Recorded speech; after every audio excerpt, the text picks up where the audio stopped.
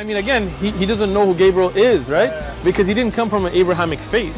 The people of Mecca were pagan. Quran is mentioned, if this book was from other than God, they would have found in it many contradictions. If a book is without contradictions, that has no bearing on whether it comes from God or not. I've had phone books that are inerrant, but I certainly don't think God gave them.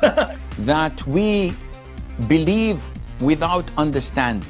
The brother asked a very important question, that most of the scholars say that listening to music, watching movies, and most of the television programs, they're haram.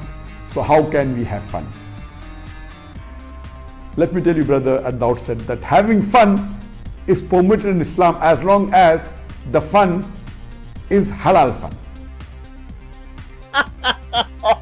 That the standard narrative has holes in it. The Prophet tells us because Satan or the devil sleeps over our nostrils. Those who oversleep and not pray Fajr on time, Satan urinates in their ears. I really do think Jesus was crucified and that he really was dead and buried. He thought that he was a son of God in the sense that he was specially chosen by God. I think Jesus really did think he was going to be the Messiah, the future king of Israel. I mean, that is, after all, why they crucified him.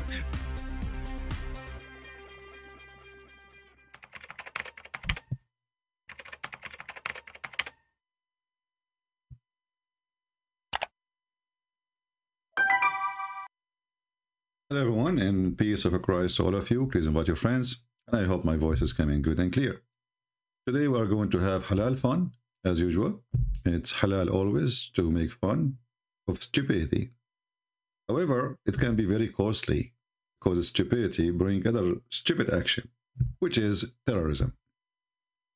Yesterday, or 24 hours ago almost, we have a Muhammadan from India. He grew a long beard, and he is studying Islam in one topic just to refute me, And then he called me, and a disaster happened as usual. Things happen.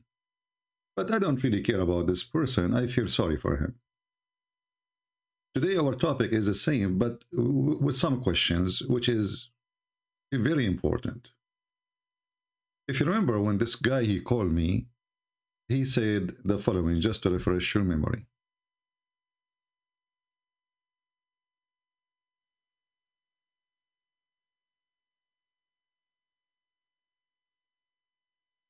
Anyone? He will call me, and we will see. Skype is dead. Move the video a little bit. Here we go. Okay, actually, I'm calling you today for something I saw in your video from last week live. All right.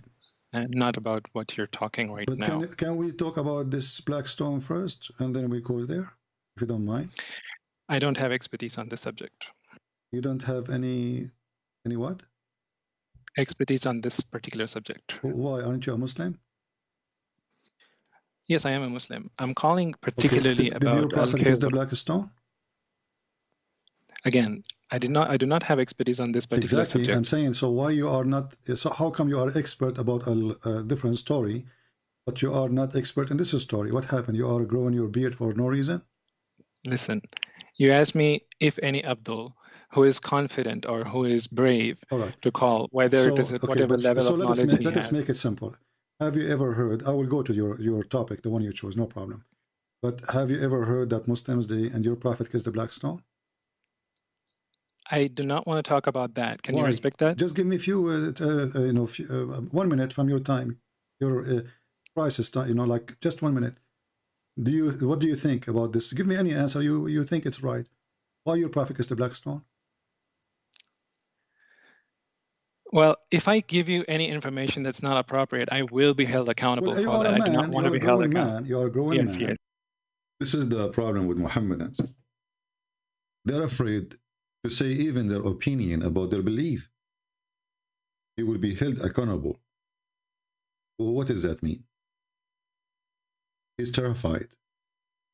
So he want to talk only about specific thing. He knew now, he is sure from the answer.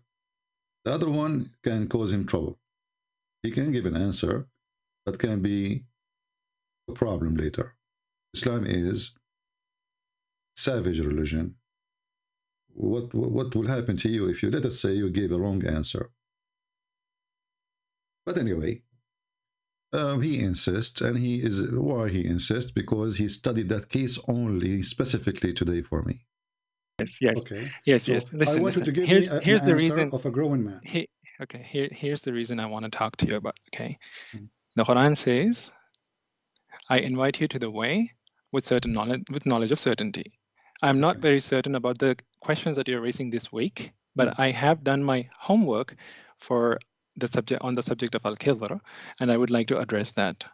Yeah, but do you feel that it's fair for us to discuss on that? No problem. But you just said to me there's a verse in the Quran saying you should not believe in something is not certainty. No, I said I invite. No, he said the Quran says. He said the Quran says. You see, this is why Muslims, they prefer to speak to somebody else, because anything they will say is going to be used against them. He just said the Quran says, don't believe in things without certainty, whatever, blah, blah, blah, blah. And then I asked him, the Quran says that where, you know, suddenly he denied, he did not say that. You just said that a second ago. This is why the Muhammadan, they enjoy talking to others, but they don't enjoy talking to me, because with others, they can put all the garbage you want. And the Christians on the other side is not even listening, you know?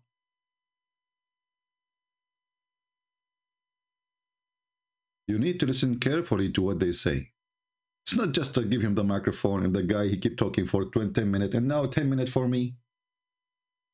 He says something, stop. What is that?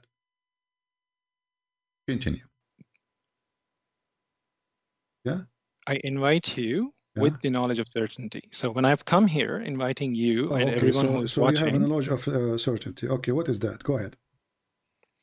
With respect to Al-Khidr in last week video, all right, you said a few things that were quite offensive, but keeping the offensive side, there were a few things that were logical. No problem. We are here. We give you freedom, my friend. That's all right. Let me allow me, not interrupt me. Allow me to state what I want to state, and then we can discuss about the other things as well.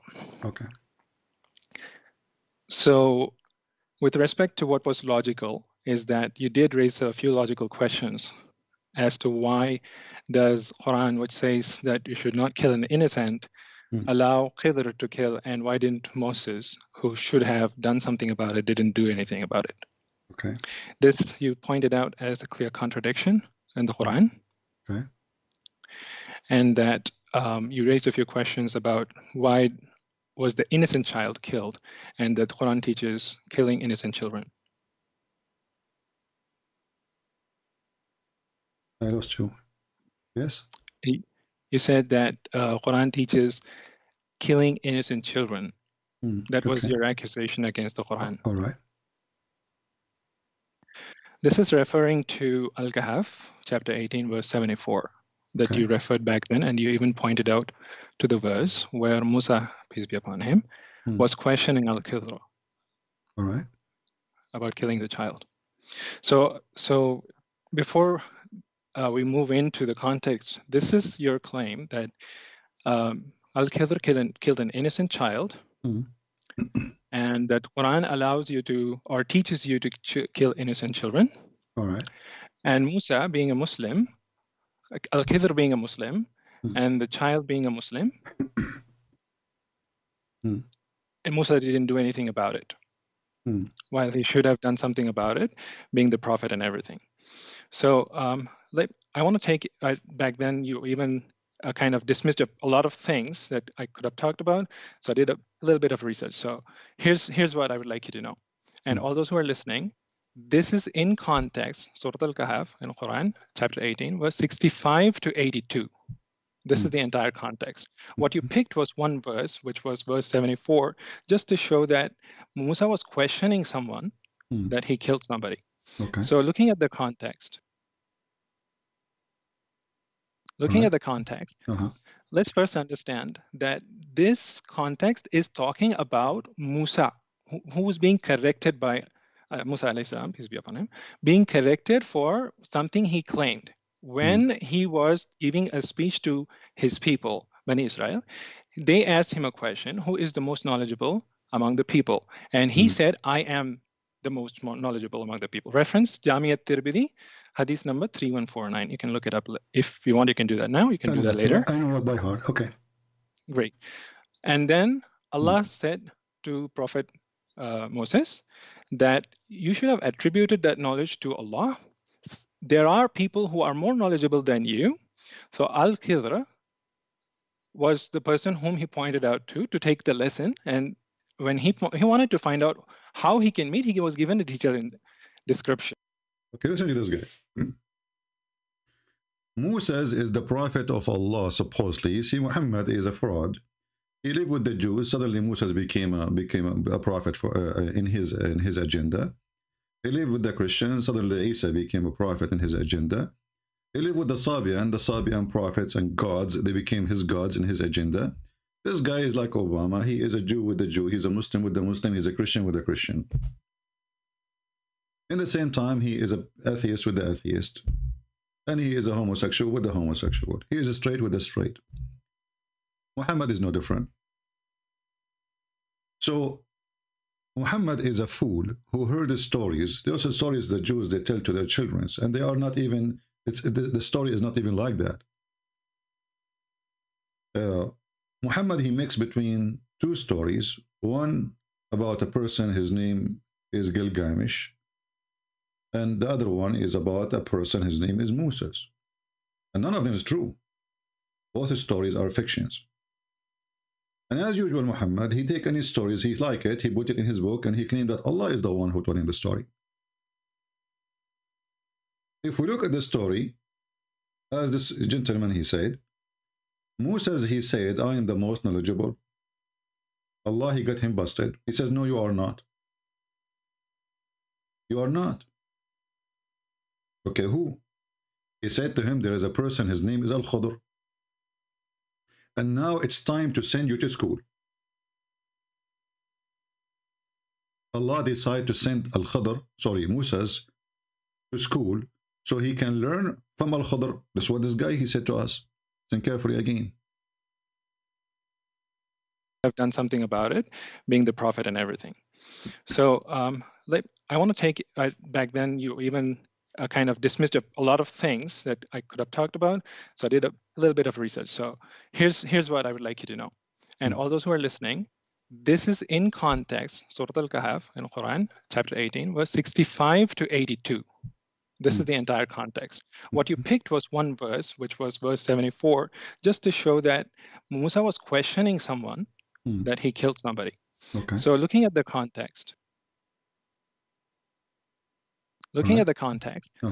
let's first understand that this context is talking about Musa, who was being corrected by Musa alayhi salam, peace be upon him, being corrected for something he claimed. When he was giving a speech to his people, Bani Israel, they asked him a question, who is the most knowledgeable among the people? And he said, I am the most knowledgeable among the people. Reference Jami at-Tirmidhi, hadith number 3149. You can look it up if you want. You can do that now. You can do that later. I know it by heart. Okay.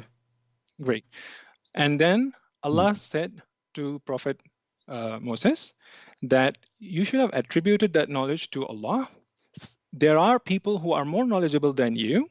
So Al-Khidr was the person whom he pointed out to take the lesson. And when he wanted to find out how he can meet, he was given a detailed description.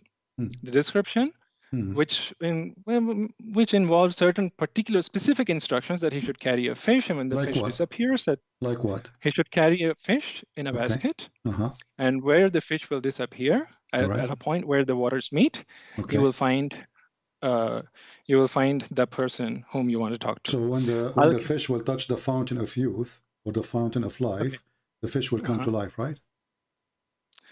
See, you are adding something to my context. Let me give you the context, and we can discuss about this thing as well, because we're talking about verse 65 to 82. That's a big context. But you are the one who mentioned hadith, right? It's you who mentioned hadith. So we can share hadith at the same time, correct? So as long as you mention hadith, I can share hadith. So you said he gave him a sign that you carry with you a fish, but you did not tell us what will happen to the fish. Is the fish going to come to life? The hadith specifies that where the fish disappears is where you will find the person. that but you're seeking. Does the fish touch the fountain of life, water, and come back to life? See, hadith, it means whatever the Prophet said. I know what hadith is, my friend. Why you are trying to rephrase? I'm asking you. You asked me a question, I'm answering. The fish, you should allow me the freedom to answer it How properly. the fish will come back?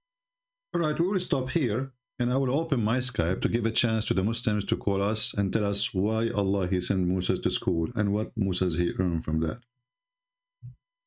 Because you will see how stupid this religion is. And the reason we want Muslims to call us Muhammadans, and I want somebody he knows the topic very well, the smartest between you Muslims, Muhammadans.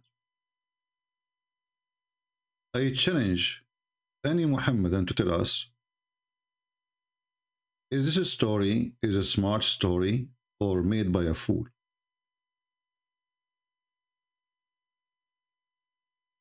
Is it a smart story, or a story made by a foolish person?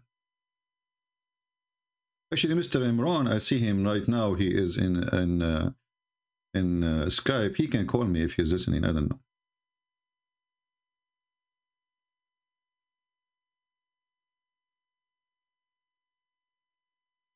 Any Muslim can tell us what exactly Musa's learned from this?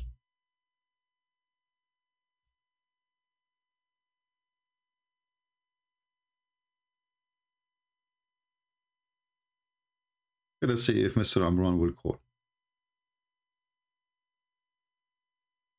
Any Muhammadan? Somebody asking me, what do you think about the Mormon? The Mormon are cult like Muhammad. Why you want to be confused? It's exactly the same garbage. A guy, angels, they came to him, nobody saw them, they gave him a book. He translated the book and he gave them back the book. I'm confused. Well, if you are confused, it means you are not Christian. A true Christian will not be confused about such a silly cult like the Mormon or Muhammadan. Do we have any Muhammadan would like to call us? What exactly Musa's learned from this school? Allah, He sent Musa to school. What he learned?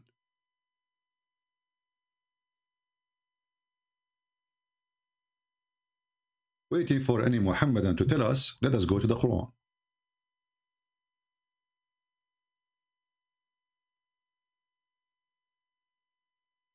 The yellow pages of Muhammad. We will notice here the story of Al-Khadr. The chapter, or the cave chapter, by the way, Al-Kahf, is one of the most fantastic chapters in the Quran, because it is the easiest way to prove Islam to be the most stupid cult fabricated stories ever.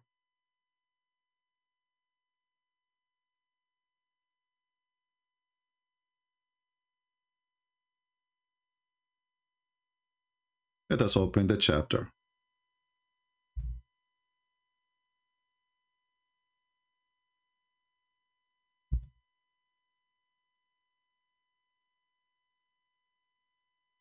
When this guy, he called me, he said that I did not show the whole story, because the whole story, you can, the whole story is stupid anyway, but the most important part of it is killing the child. Making a hole in the boat is not really important as killing a child. He's a Muslim child. So, when Allah, He sent Musa's to find Al-Khadr, the first question you ask yourself, where is Al-Khadr?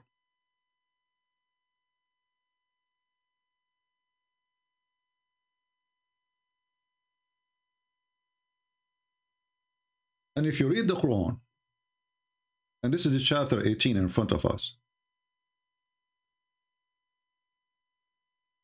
you will find that the story has no contradiction, no introduction. Suddenly, the Quran talking about something weird. You can read it from the beginning to the end. Suddenly, nothing prevented men from believing Now when guidance came to them, okay, and from asking forgiveness, okay, accept the ways of the ancient. Be repeated to them. But isn't it, this is a fabulous story from the ancient? And then he says, and we send not messengers except as a giver of a glad tidings. So why Muhammad want to slaughter everybody?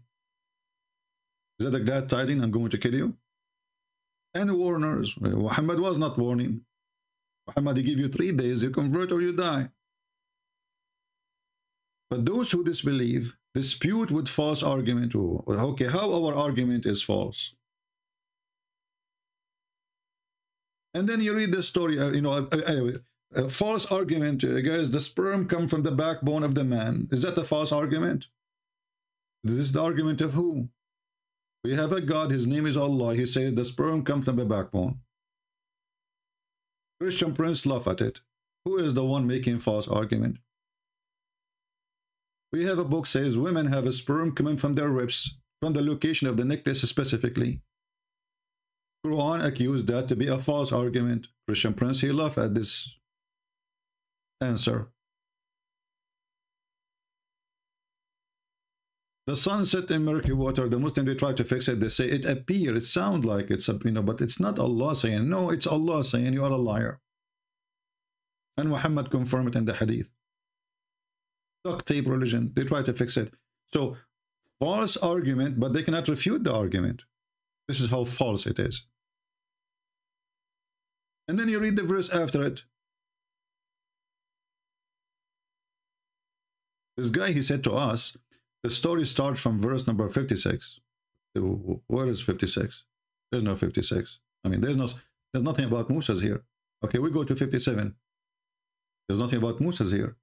Okay, we go to the number 58. There's there's nothing about Moses there.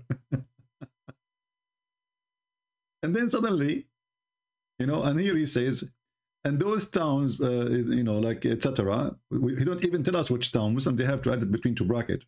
We destroy them when they did wrong. Okay, but Muslims do not know where those towns are. It's just names. And then remember, suddenly here we go. Remember, okay, how they remember? Do those people know the story? Did anyone heard this story before? Yes, remember, that's why he's saying, remember, it's an ancient story, it's a fabulous story, it's a fiction story, it's a kid's story. And remember when Moses said to his servant, I will not give up until I reach the junctions of the two seas. Okay, well, hold on. So what is, when the journey started?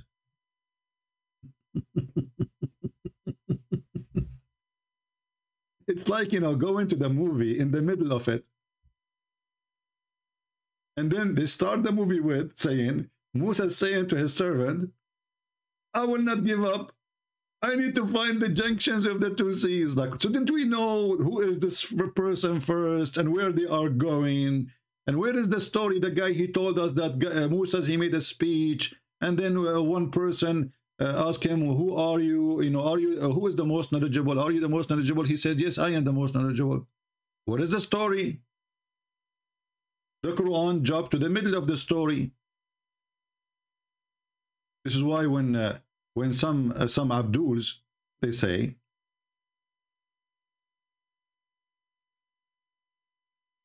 when some Abduls, they say, we can follow the Quran only. Sorry guys, the screen was not but anyway, here we go. This is verse number 56. There's nothing there about Moses. This is verse number 57. There's nothing about Moses. This is the one talk about they didn't accept because of their argument, false argument, as you see. And this is 57, nothing about Moses. And this is 58, nothing about Moses. And this is 59, there's nothing about Moses. And then suddenly, I remember when Moses said to his servant, Muhammad, he started the movie from the end. What is the story?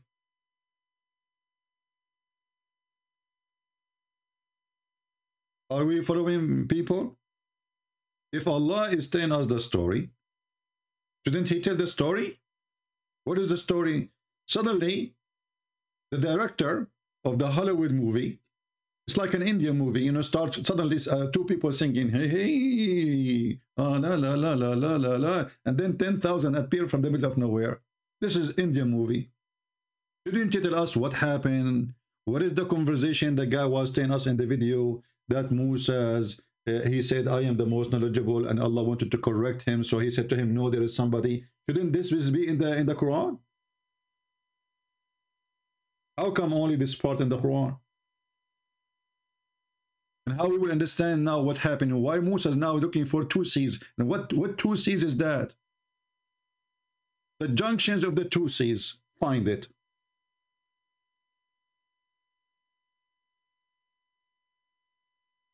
What junctions of the two seas? And then you go trying to find the junctions of the two seas, just to show you the stupidity of the religion. If we ask the Muhammadan now, where is the location of the junctions of the two seas? The one Musa is looking for. Because there's many junctions. Is that Panama? Where is that? Is that the Red Sea? What junctions of two seas? What does that mean? Is that Constantinia? The Black Sea and the Mediterranean Sea? Is that the Red Sea and the Mediterranean Sea? Is that the Persian Sea? And so we go to the interpretation. You will see the Muslims are putting their finger in their mouth and they are sucking it, trying to find out where is the place. So how Moses was able to find out? Now we have satellite. If you say to me, go and find Al-Khadr. Okay, I will find Al-Khadr when you take with you a fish. This is what the guy, he said to us, take with you a fish. He did not even give him direction. He did not give him an address. He did not give him a name of a city. He says, go and find Al-Khadr.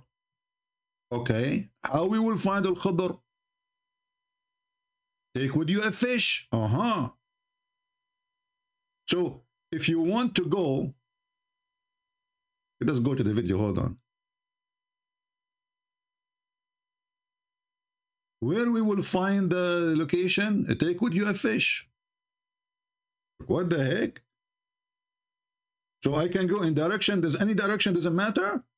Yes, just take with you a fish. And by the way, it's not a fish, it's a whale. Back to life, because this is how they will know the location, correct? You are not allowing me to answer. When I'm trying to answer conversation, consider yourself the funny the fountain of life. All this time he is talking, and now he is saying you are not allowing me to answer.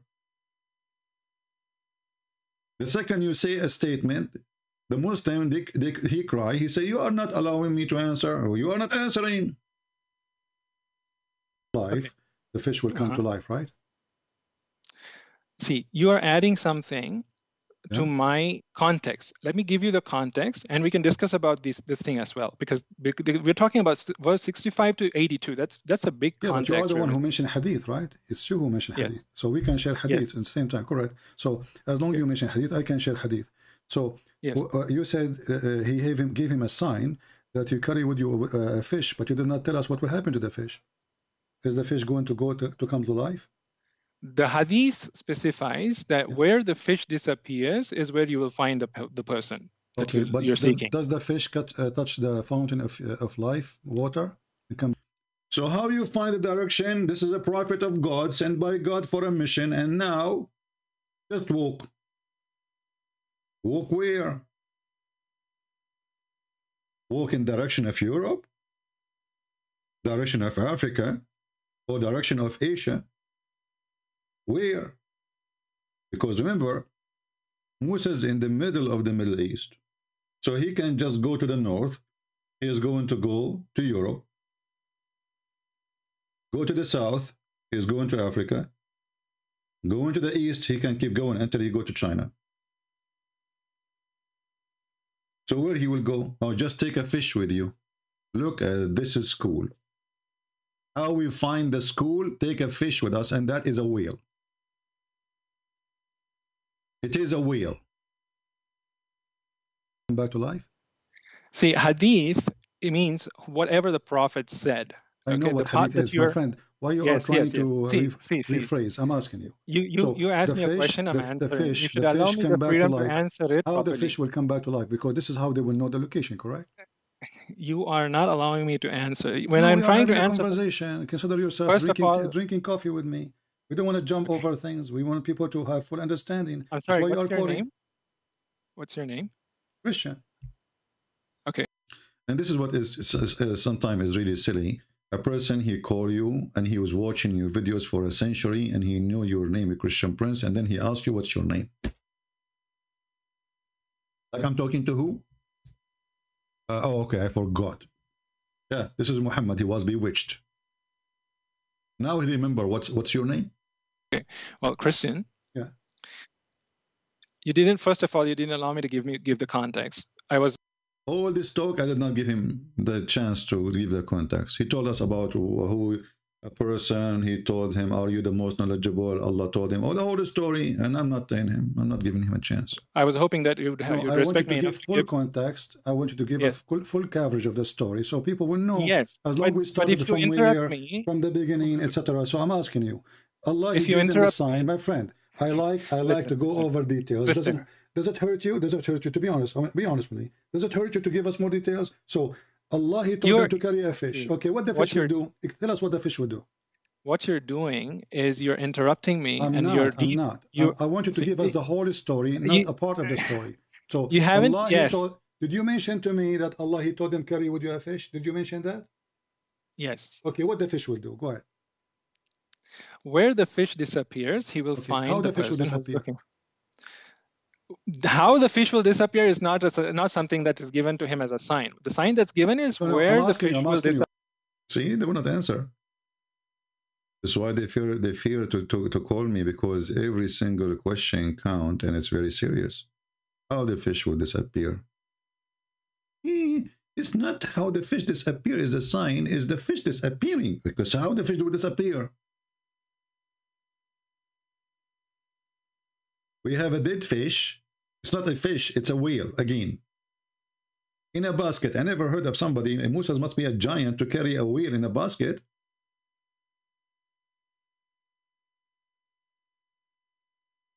And the sign is, it's not important. The sign is the fish disappearing. And how disappeared is not important. No, it's important. You don't want to talk about it because it's embarrassment. Muhammad was teaching people that there's a fountain of youth, a fountain of life. And this is how people come back to life. Until now, we have 0 Muslim trying to contact us in Skype. All right? They're afraid, I understand. So there is a fish. Okay, take with you a whale. This is what it says in Arabic. But the story started with saying, وَإِذَا قَالَ Musa, it doesn't say remember, by the way, and when Musa said, even the word not remember is not there. When Musa said to his servant, what is the word boy? Fatah is young, anyway. I will not give you up, okay, until I reach the junctions of the 2 seas. But where Allah, he said to him, go to this direction and the junctions of the 2 seas. They will say to you, that can be found in the hadith. So why is in the Quran? Why the story is cut off in the Quran? Maybe the goat ate that part? Because obviously here the story is cut off. Those guys already, obviously, traveling for a long period, to the point, Musa is saying, I'm not going to give up. You say that when you are really, at least somebody with you is giving up. Like, we don't find it. You don't say, I'm not going to give up unless you suffer from finding what you are looking for. So I will not give up until I reach the junctions of the 2 seas. Okay. Even if I spend years and years in traveling. So here we notice that Musa's He's a messenger of God, and he is a leader of his nation. And now Moses is going camping and hiking, looking for knowledge. Sad guru, the one who speaks too much, he say nothing. It is time to send Moses to learn so he can be a guru. Guru Musa is going to learn from Guru Al-Khadr. And Guru Al-Khadr is nowhere to be found. Allah did not give Muhammad and Musa an address. The only thing he knew that he need to take with him a whale. And when the whale escape, how the whale will escape, they don't want to talk about it because it's embarrassment. Let us go to the hadith so we can laugh.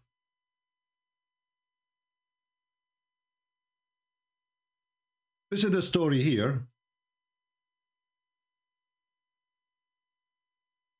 This is the story this Abdul he was reading for us from. This is what he studied, you know. Like he took him to some time to study, and he was now like focus, right? So it was said to him, keep a salted fish. It's a salted fish. But in Arabic it says hutan malihan, which mean salted whale, not a fish. Then take with you salted fish. Okay, who said that to him? Thereupon he said, my Lord, direct me to him. It was said to him, supposedly Allah talking, keep us salted, we will go with the fish for now, as a provision for your journey. So the salted fish is to eat it. Okay. The place where that fish would be lost, you will find that man. Look at this amazing story. You take with you a fish, take with you a sardine. When the sardine disappeared, the man is there. So he set forth where? Okay, well, take with you a fish to where? I mean, who is the crazy here? At least say to him, go north. At least say to him, go south. Just walk and take with you a fish. Dead fish? Shouldn't you say, go to Morocco, go to Egypt, go to Saudi Arabia at that time, the Arabian Peninsula? Anyway, just where he will go with the fish. Anyway, just take a fish. So he set forth, and a young slave along with him, until they came to the place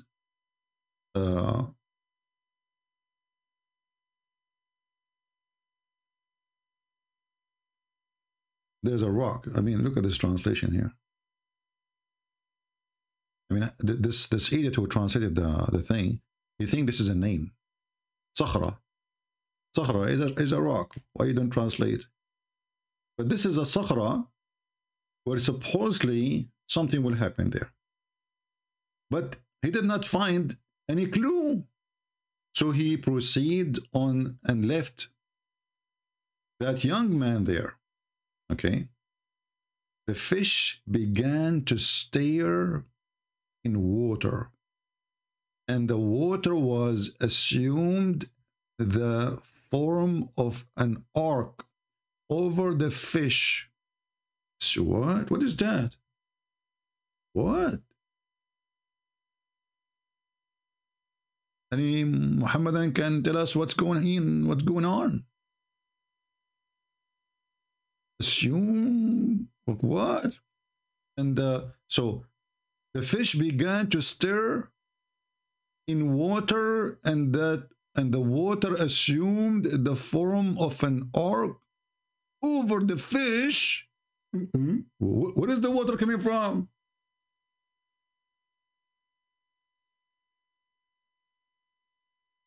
What the story here saying, they arrived to a rock. They did not find any clue. Where is the water coming from? Suddenly, just put water there. And now the fish is swimming in the water. Continue. The young man said, I should meet Allah apostle and inform him. But he was made to forget. Look at this drama. Allah made him forget. Maybe not Allah, maybe Shaitan. We will see later. Which is the same. And when they had gone beyond, and look, guys, look at this story. The dead fish or the dead whale start moving. The servant, he decided to tell his master, well, I should tell my master the fish is moving. He forgot. I mean, this is happening every day, that we have a dead whale for maybe a year or maybe a month or maybe a week, and then it start moving.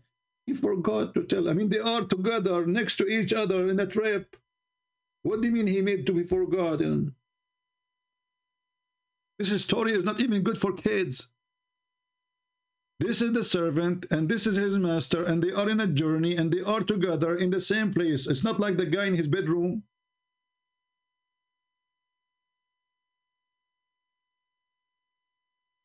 How he forgot? He was made to forget, brother. He was made. Allahu Akbar. Okay, so he saw the fish moving, brother, and he made to be forget to tell him. Okay. Conspiracy theory. He, Musa, said to the young man, bring breakfast. Like, what the heck? Bring breakfast? It was morning then. Finally, there's some information. It was morning. So they spent the whole night there. We have been exhausted because of the journey. And Moses was not exhausted until he had crossed that particular place. Look at this, guys, how much energy he have. When he arrived there, he felt exhausted. Allah wanted him to settle down there. It's a destiny. So, until he arrived there to meet Al-Khidr. And then the youth was reminded and said, didn't you see as we reach the Sakhra, which means the rock, he forgot the fish? What the heck? He forgot the fish. But look what happened. Moses is asking the guy to prepare a breakfast. Moses want to eat the fish, which Allah told him, keep it until you lose it. So Moses is breaking the command of Allah. He want to eat the only GPS he have. Allah gave him a GPS. It is the dead fish. Moses now is hungry. He want to eat the GPS.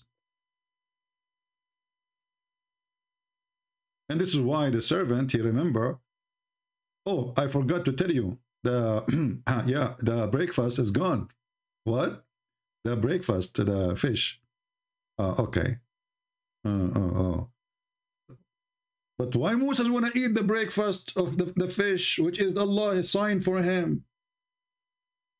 Is it this is the GPS, the only way to find the guy? He want to eat it. What an idiot. So he said, you know, when we arrived to the Sakhra, which means the rock, I forgot the fish, and Satan alone, who was made me forgetful. Forgetful? I like this word, forgetful. Of it, Shaitan. It was Shaitan, brother. It looked like destiny controlled by, not by Allah, only controlled by Shaitan. Isn't it you Muslim, you say that everything happened to you, done to you, is made by Allah? So how Shaitan made him forget? I will tell you. Allah make Shaitan make you forget. Okay. Yeah. Crazy glue. It is strange that he has been able to find the way to the ocean too. Look how he knew this. The guy, he lost the fish. How he knew now that the fish is in the ocean and find his way to the ocean. So suddenly there is water, and then suddenly there's an ocean. He said, this is what we sought for us. Then they return, retracting their steps. And then the companion, he pointed to him the location where the fish had been lost. Moses began to search him there.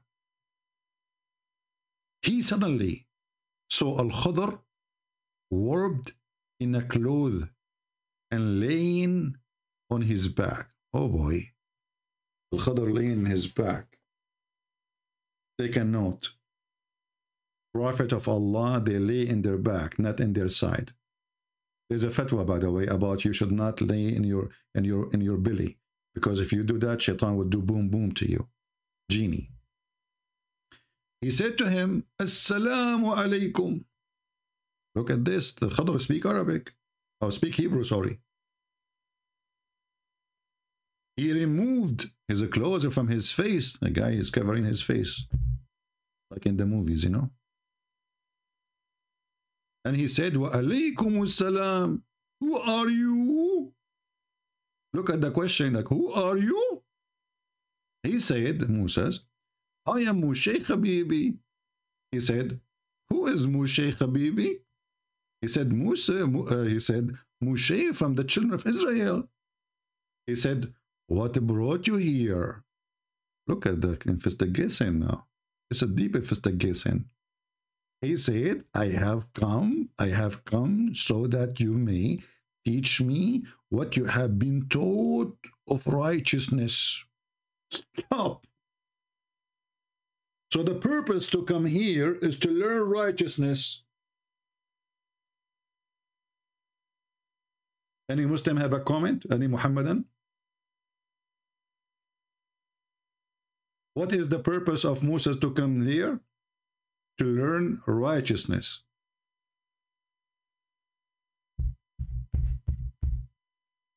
Astonishing. Now let us jump to the Quran to learn the righteousness which Al-Khadr is going to teach Musa, and try not to die laughing.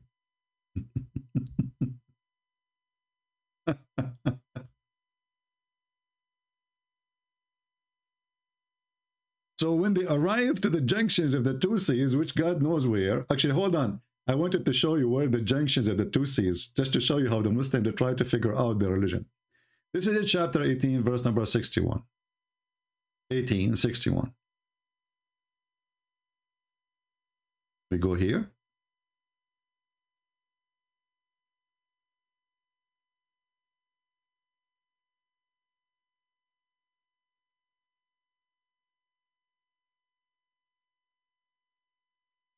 Look at the interpretation, brother.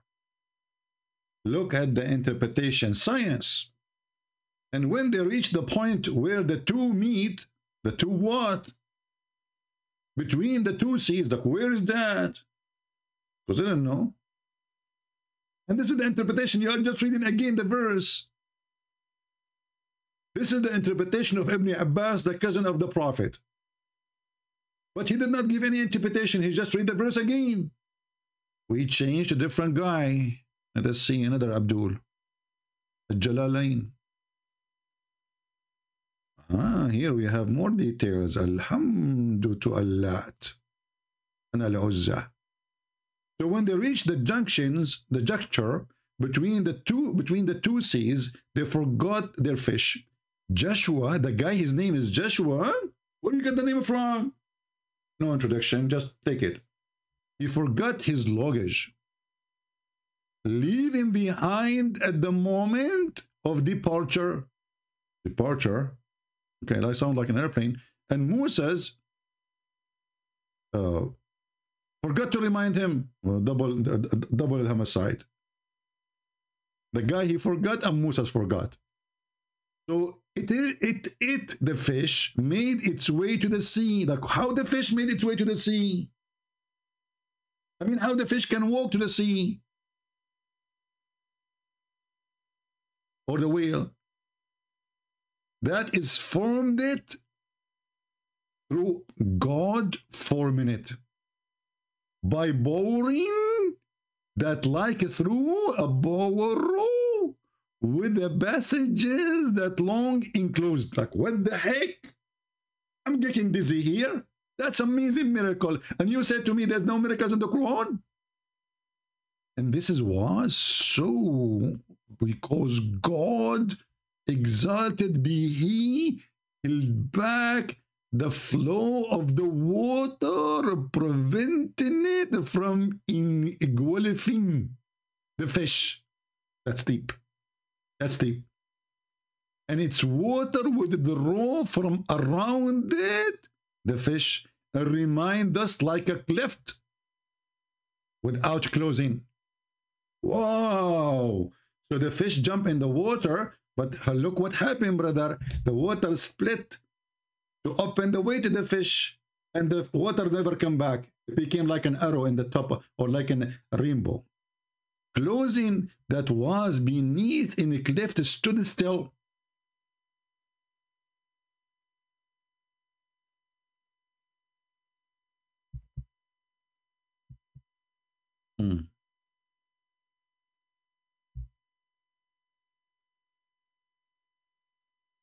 You know what? I think this is not enough. I need to see what Ibn Kathir he say about this. Hold on. He is smarter than those because he is coming from a newer generation. He's like a YouTuber of his time. Yeah, this is exactly Ibn Kathir. He tried to fix the stupidity in his religion by lying. The biggest liar ever, Ibn Kathir. He is the YouTuber of his time, trying to refute the Christians and how they laugh at him. I mean, Muhammad. So we go, let's see, I will put it in the screen for you. Give me a second. We go to...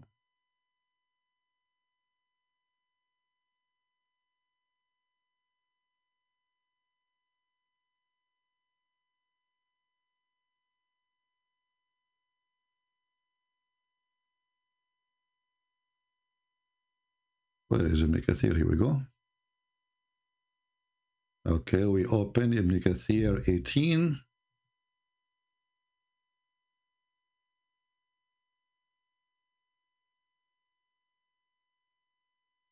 It's fun, isn't it? I'm sure many of you now feel like, you know, going back on time when you were a kid watching Mickey Mouse. This is Mickey.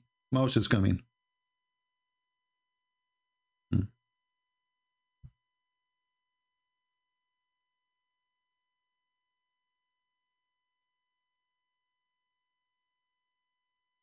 Okay.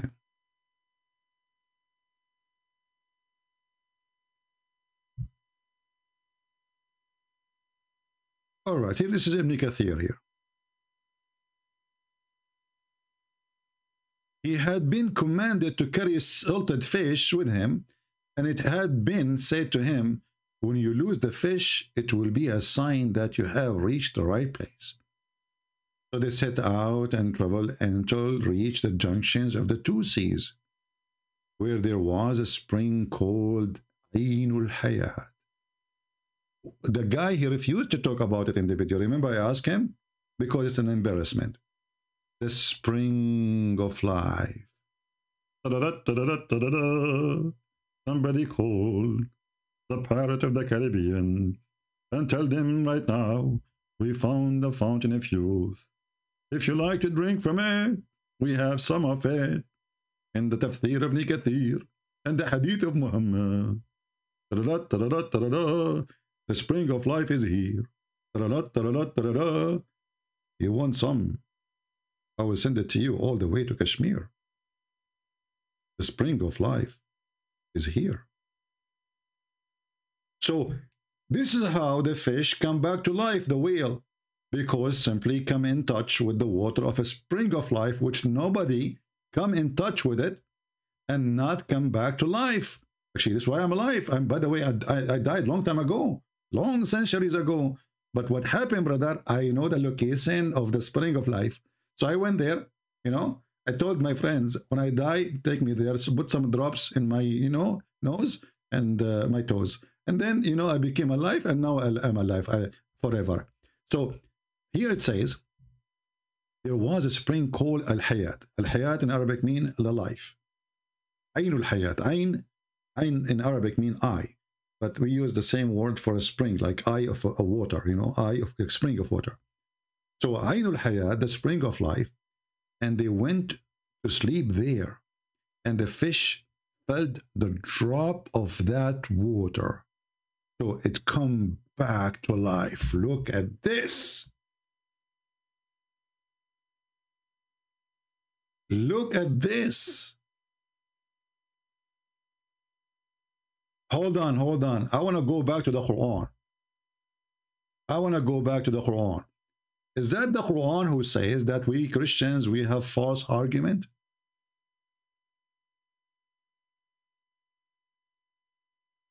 Did the Quran says that the reason we don't believe because we have a false argument? In verse number 55. Read with me. Read. Why they don't believe? Why? Why they don't believe? Because they have false argument.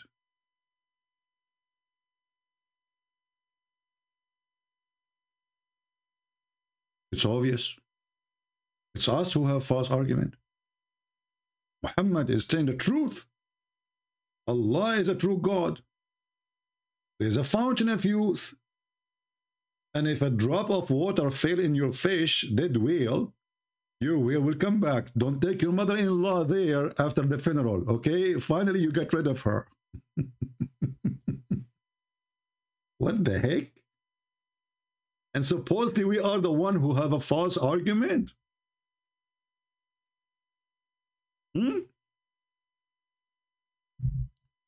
False argument.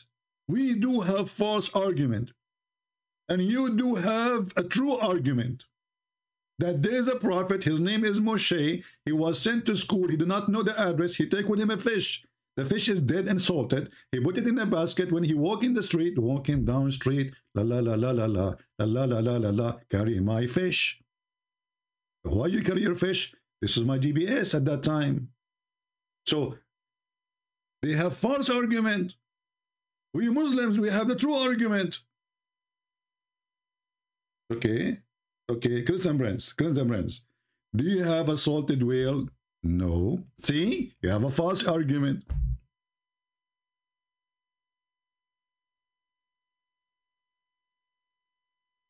Now, being honest with you, how many of you is convinced that Quran is coming from the true God? It is from the true God, brother. And actually, that Abdul, he said to me, I take only what the Prophet said, that the guy who said the fountain of youth or fountain of life, it was a guy, his name is Sufyan. Go back to the video, please.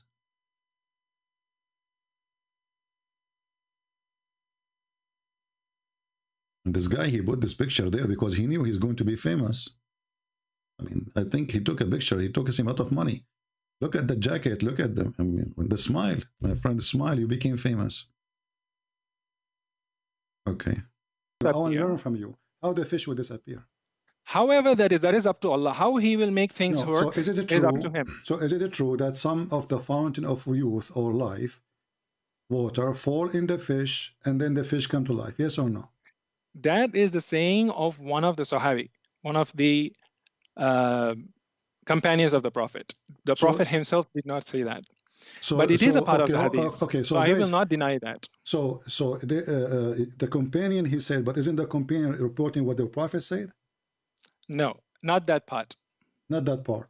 So where the companion learned their stories from? See, the hadith, that's why I was going to give you the definition of the hadith. When we talk about the hadith, it is what traditionally what has been narrated. In the hadith itself, the one that I'm quoting from Jamia Tirmidhi 3149, where Ibn Abbas said that so-and-so, like Nauf al-Bakali claimed that Musa alayhi salam was not the Musa of Bani Israel when he went to meet Al-Khidr.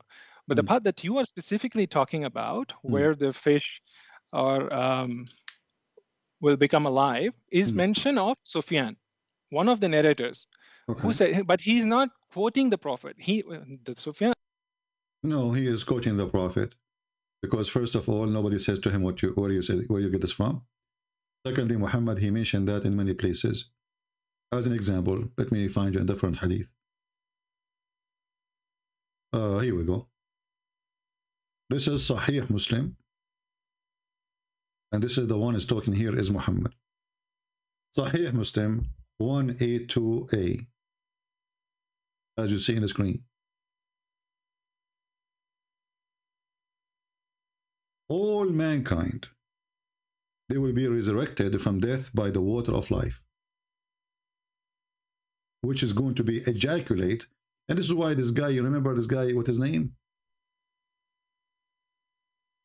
Abu Layth, Mufti Layth. The Muslim gets so upset from him when he wear the umbrella, he put the umbrella in his head because Allah will ejaculate.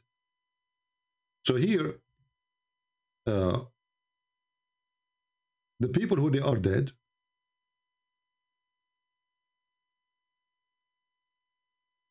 will sprinkle over them the water called the water of life. And that will bring them back from the dead.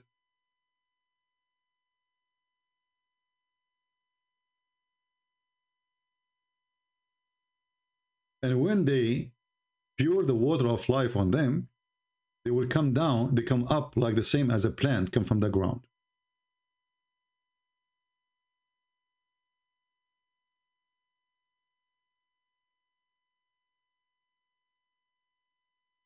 So when this Abdul, he says, this is not the prophet saying that. Well, your prophet is obsessed with the fountain of life.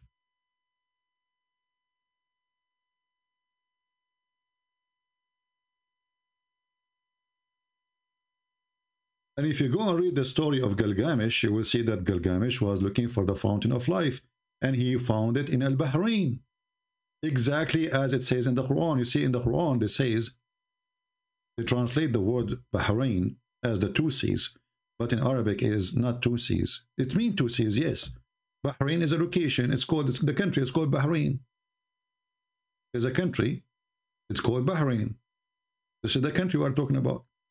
This is where Gilgamesh, he went there to find the fountain of youth.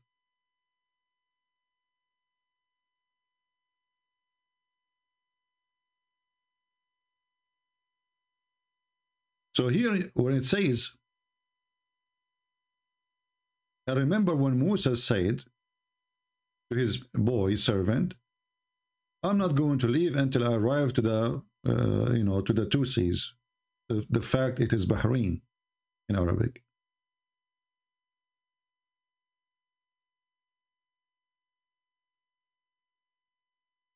This is what Bahrain, the name of the country, mean. Bahrain.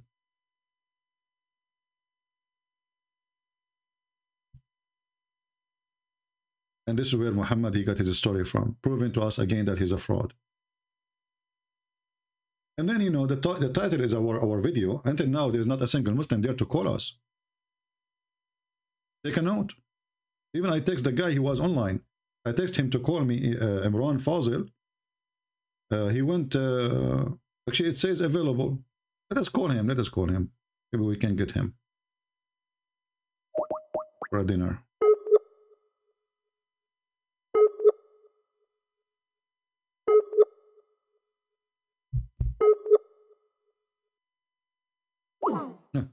When I came here, it was saying it was online. Now it says he's offline.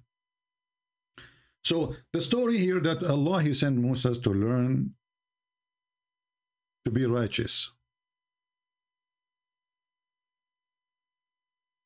But then we find that Moses is not learning righteousness, he's learning evil. Because Al-Khadr, and by the way, his name is Al-Khadr. How many of you knows what Al-Khadr means? When the Muslim, they say Al-Khadr, that alone is a fiction story. Al-Khadr means Mr. Green. Why he was called Green? Because when he sat in any floor, even if the grass is dead, the grass will turn green. Why is that? Because he drank from the fountain of life.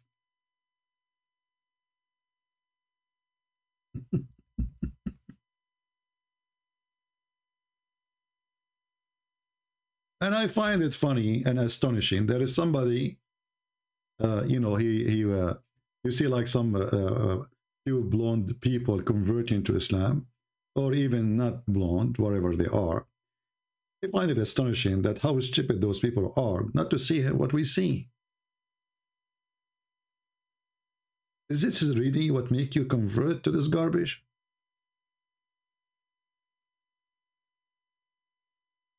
Why Al-Khadr, he was called Al-Khadr? Any Muslim can tell us? Is it true because he drank from the fountain of youth?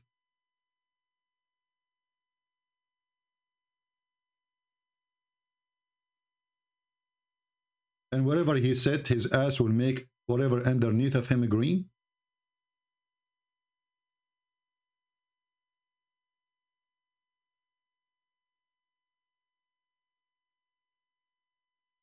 Let us find a hadith. Here we go. This is Al-Bukhari. They will say to you, it's weak, this is weak, this is weak, this can't be true. Prophet, he did not teach us stupid things. This is not true. Mr. Green, he was called green because whatever his ass set, it turned green.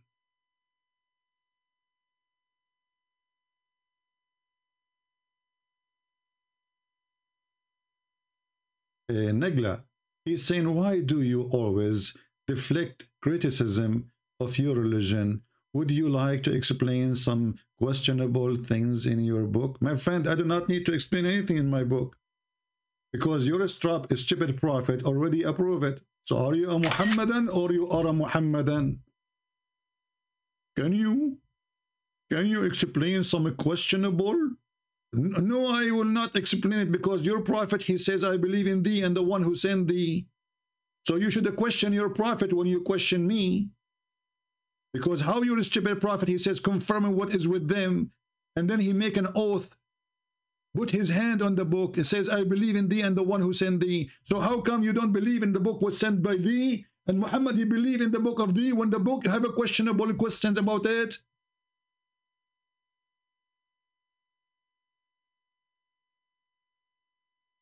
Are you afraid to show the proper narration? Abdul, this is Al-Bukhari. Proper narration. Here we go. Are you afraid to show the proper narration? It's Al-Bukhari, Abdul. Are you afraid to show the proper narration? Just get, guys. Just go. Just let your dad talk to me. So the Prophet said Al-Khadr was named so because he sat over the barn, white land, turned green. The plantation after he sat over it.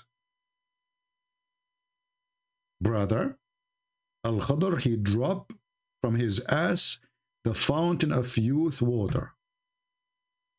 Not only he drank from the fountain of youth and he alive until now. By the way, Al-Khadr, according to Muslims, he attended the funeral of Noah, and he was in the funeral of Moses, and he was in the funeral of Muhammad. Just because he drunk. Just get out of here, Nagla. Show the chain, show the chain. Get out. Get out, stupid idiot. This is your business. Go. We have no time for stupidity. So show the chain, show the chain. Show the chain. So if the chain is not good, why you write it there, chain? Show the chain. Silly, stupid people. Unbelievable. Don't get married, please. Don't get married. I feel sorry for women. I mean, imagine you are a woman and you marry a husband like this. Oh boy, no, no, please, no, please. That is the biggest penalty. If your mother hates you really, she will wish you to marry a fool. Because you will wish to disappear every day. Oh boy. My husband is so smart, he's so genius. Why you don't show us the chain? Okay, this is your chain, you idiot. You are one. Didn't you see it before you put it in the book? So you Muslim, you don't see the chain. What chain? Well, you remind me of the story of the guy, the Middle East, my cousin, what from my cousin, you know, Saudi. He went to school, and Saudi Arabia didn't teach philosophy. It's haram. I don't know about now. So he went abroad and he went to school, and there's a class about philosophy and logic. So my cousin, he asked the teacher. He said to him, "Sir, what logic mean?" What logic mean? The teacher, he said, logic is about knowledge or learning, investigating, so we can learn something from something else. My cousin, Mr. Abdul, he got nothing from this. Like, what? What does that mean? The teacher, he insists to give him an example. So he said to him, as an example, I will ask you a question, and from that question, I will know more information about you. My cousin, he agreed. He said, okay. said, do you have a chain at home? My cousin said, yes. The teacher of philosophy and logic, he says, as long as you have a chain, that's mean you have a dog. My cousin was like, what? Yes, I have a dog. The teacher, he said, as long as you have a chain, you have a dog, that's mean you have a yard. Cousin, he said, wow, yes, I have a chain, I have a dog, I have a yard. As long as you have a chain, you have a dog, you have a yard, that's mean you have a nice house. He said, absolutely, yes. I have a chain, I have a dog, I have a yard. He said, as long as you have a big house like this, have a yard, etc., your mother will take care of it. He said, yes, my mother is for sure taking care of it. Need a lot of work. He said, as long as you have a chain and you have a dog and you have a yard and you have a nice house and your mother is taking care of it, that means your mother is a decent woman. My cousin was like, wow. So he said to him, the teacher, see, from the chain we learned that your mother is a good woman. My cousin, he loved it. So he went in the street. The first one he saw, he asked him, do you have a chain? He said to him, no. So he said to him, your mother is a whore. Because this is how they learn logic. The teacher, he just taught him that the one who have a chain, his mother is a good woman. Obviously, the one who don't have a chain, his mother is a whore. Welcome to the Abdul logic. Aren't you the one who put the chain there? Isn't it this is your Sahih Hadith? Isn't it this is your translation? Isn't it this is your website? Show me your chain, I will tell you who you are.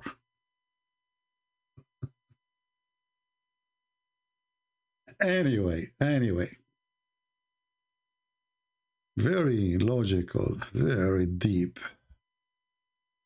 So anyway, maybe we should cut this video, make it 2 videos. Like this one is about a comedy about the fabulous of Muhammad, the fairy tales, you know. Yeah. Anyone dare to call me?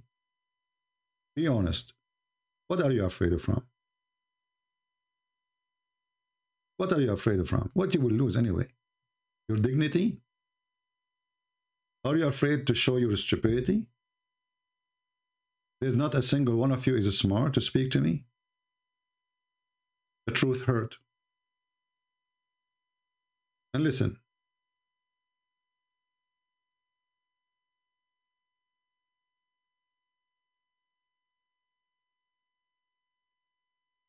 If you call me and bring victory to Allah, Allah might bless you and make your ass a blessed ass. So you sit in the ground, you make everything green. You know what? Why we don't invite Al-Khadr to Saudi Arabia, which is a desert, or Iraq, or many lands? They are all desert. Most of Islamic countries are desert. Well, you know, just let him sit with his ass in the ground. Just move him from place to place. He get from the car, he sit in the floor, he make it green. Listen, by sitting he made it green. So imagine if he put some fertilizer from his bum. I mean, you can imagine. It's going to look like Indonesia. It's going to look so green like Indonesia. Why? Because now he put poo-poo. Because he just sit on the ground, it turn green. So can you imagine what will happen if he do poo-poo? Just imagine.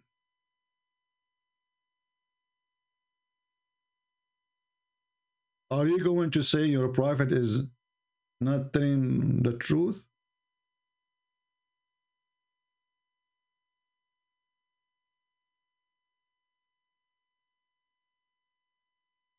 Guys, are you having a good time? Don't forget to give us a like if you like us. Don't forget to give us a dislike. If you are a Muslim, by the way, if you are a Muslim and you give us dislike, Allah will give you women with big boobs.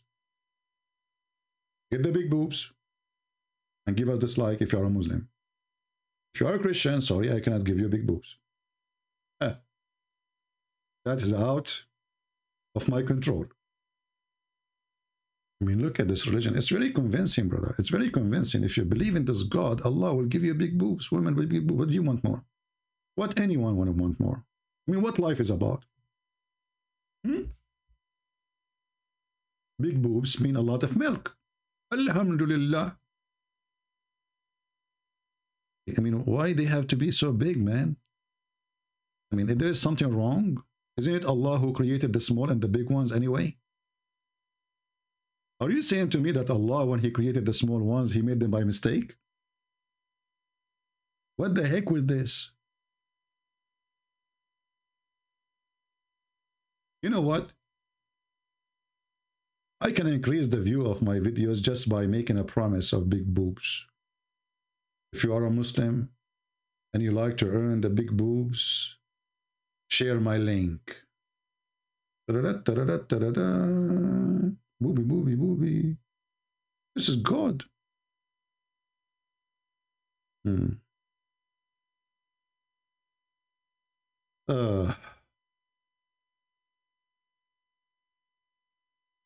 Faisal is saying the following. He says, Faisal, how are you, my friend? Why you don't call me Faisal? I will take what you said and put it in the screen. And I want you to keep posting things because we can use them in a very nice way. So look what Faisal is saying.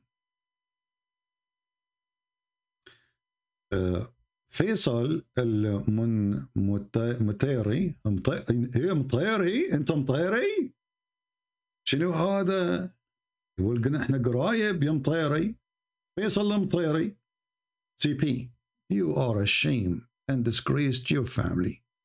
You were not raised well as a kid. I can tell you were bullied. Like, hold on, what if I show you the hadith that the prophet was bullied? Are you talking about Muhammad or about me?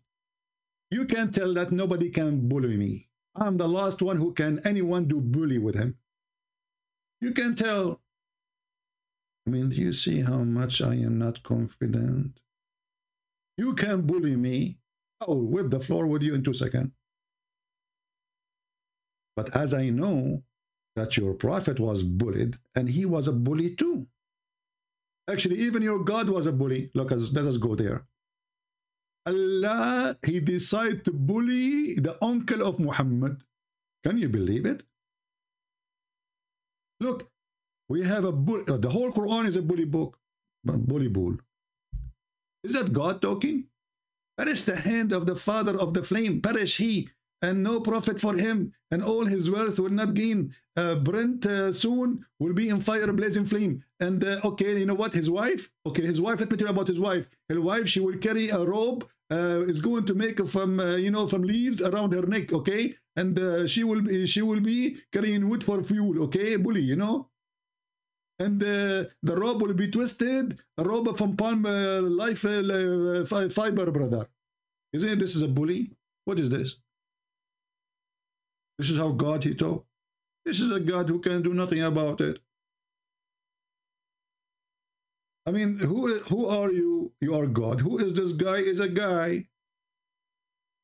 Can you believe that there is a God who is the Almighty? He go to his office to bully a guy in YouTube. Abu Lahab, he made a YouTube about the Prophet. The Prophet complained to Allah. Allah sent him the solution. I'm going to bully him, okay? Don't worry.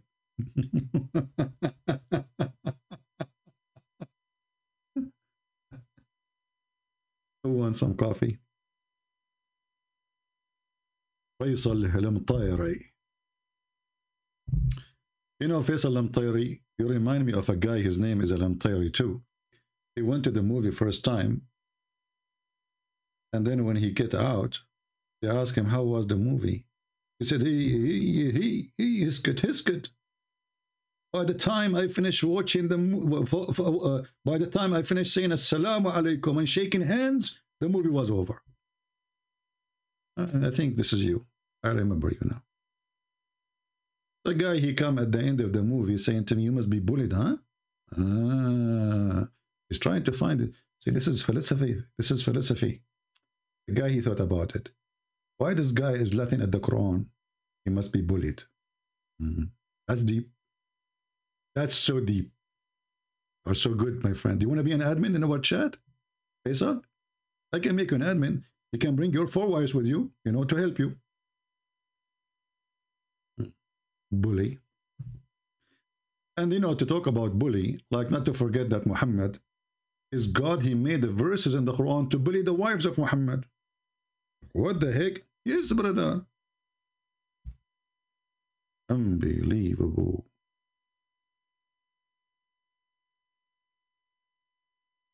Look at this. The wives of Muhammad are fighting with Muhammad because he's a perverted man. And look at this, brother. I will take a break from the story about Musa's now. Maybe we continue next time in the video. But let's stop here. When the Prophet disclosed matter of confidence to one of his consorts, okay, and she divulged, I don't know how to read this word, sorry, I'm an Arab, to another, like what the heck? And Allah made it known to him. He confirmed the part, therefore, and he repudiated. What the heck is this? A part? This is God talking? Okay, let me tell you now.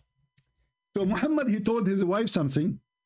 The wife told the other wife something else. And he told something. So saying something, he told her, she told something.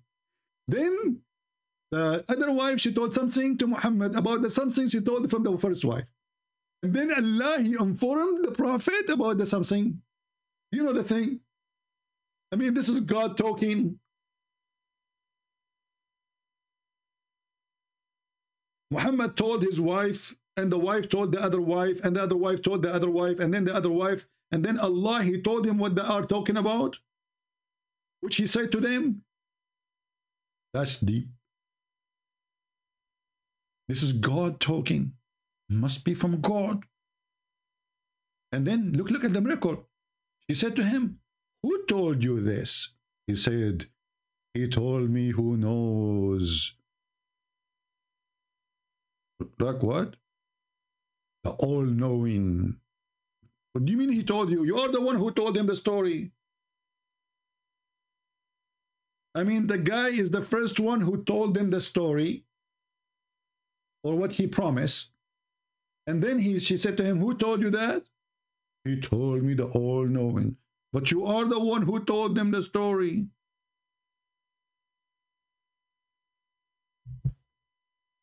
And then Allah, he made a threat, a bully threat. Okay, hold on. If you don't repent to Allah, okay, if you don't repent to Allah, and your heart still inclined, and if you don't repent, Allah will wage war on you. Look what happened. Truly Allah is his protector. Brother, Muhammad, you need the protection of Allah, because this is involved two women. Like one woman is a disaster. Two women is overdue. You don't want to play games with two women. I'm a Muslim. Maybe this is ultimate fart. Let us see.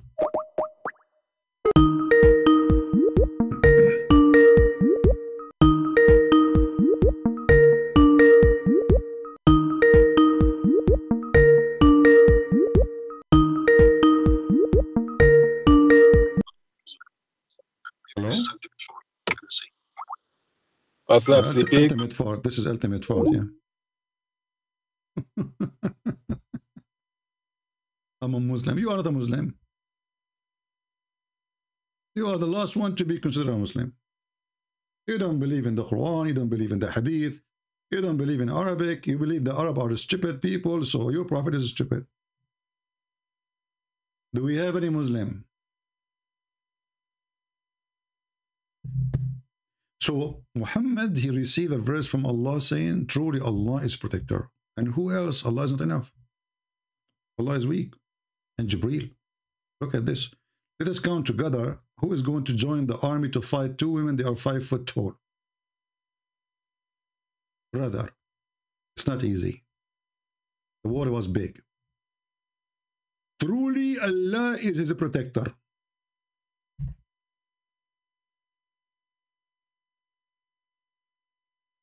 Can you imagine the threat the Prophet, peace be upon him, is facing? Two women against one man. Not enough. And Jibreel. Not enough. And every righteous Abdul. Not enough. And furthermore, the angels. All of this against 2 women.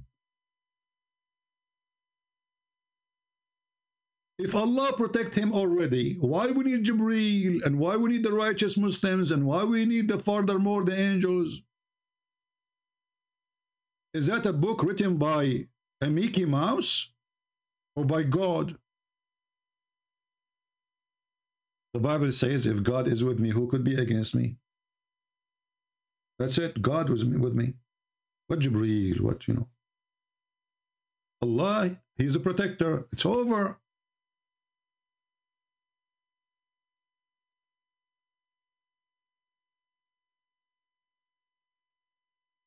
Shall we go to the title about what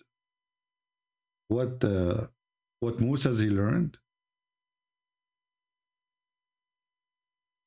Or we should make it in different video, like make second term video. What do you think?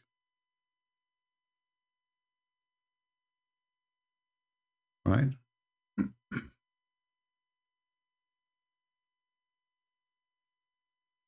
A Christian Prince fan channel. My friend, you are acting like the Muslims now. You are trying to change our topic to make it about something else. Secondly, how many times we say that if a Muslim, he quote a verse, read the chapter and you will see it's not what they are saying. Why you are being foolish? People are foolish. Are you trying to make Islam escape the humiliation now? So you want to talk about the Bible? That's what Muslims do. Let us talk about your Bible because you don't want to talk about his Quran. It's embarrassing. Some Christians are no different. They are the same. Foolishness is their signature. When we are done, we say, you know, let us talk about other things. We can do that. Why in the middle, you know? The Muslim, they say. The Muslim, they say. Who cares what the Muslim says? What do you expect the Muslim says?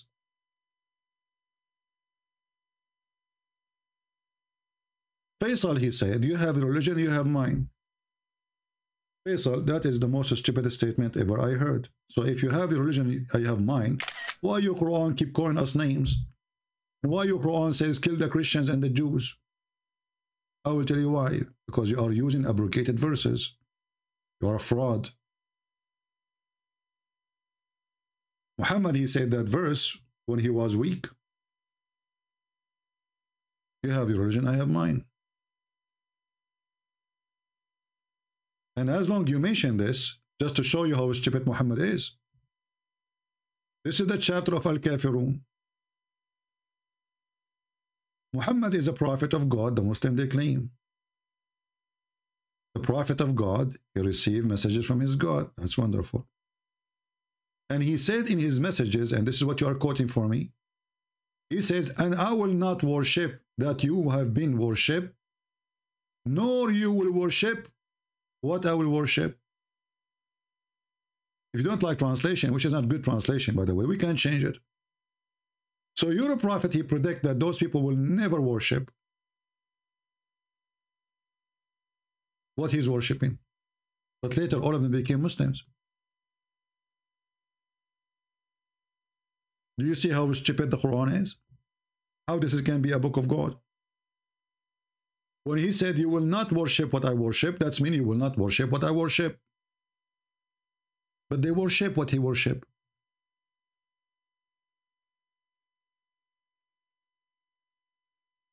Do you see it? Go and read the book. It's called Asbab al-Nuzul.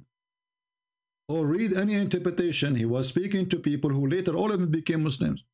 So how he said to them, you will not worship what I worship, and I will not worship what you worship. And later all of them, they worship together the same what they worship. Stupid Quran. Copy-paste people. Nobody want to use his brain. Your brain is not useful the same as the ass of Al-Khadr. The ass of Al-Khadr, may Allah bless his ass, obviously his ass is blessed, is more useful. I did read the whole chapter. What the whole verse, idiot? It says, you will not worship what I worship, and I will not worship what you worship. You have your belief, I have mine. Later, all of them, they worship what he worship. Idiot.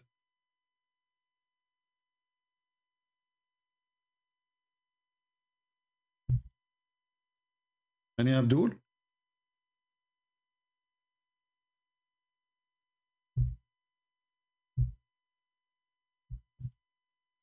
Anyone?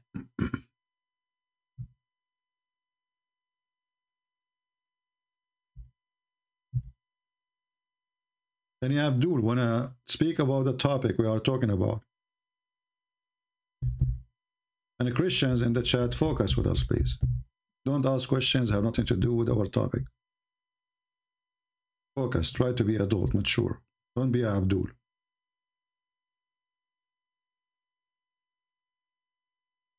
Any Abdul?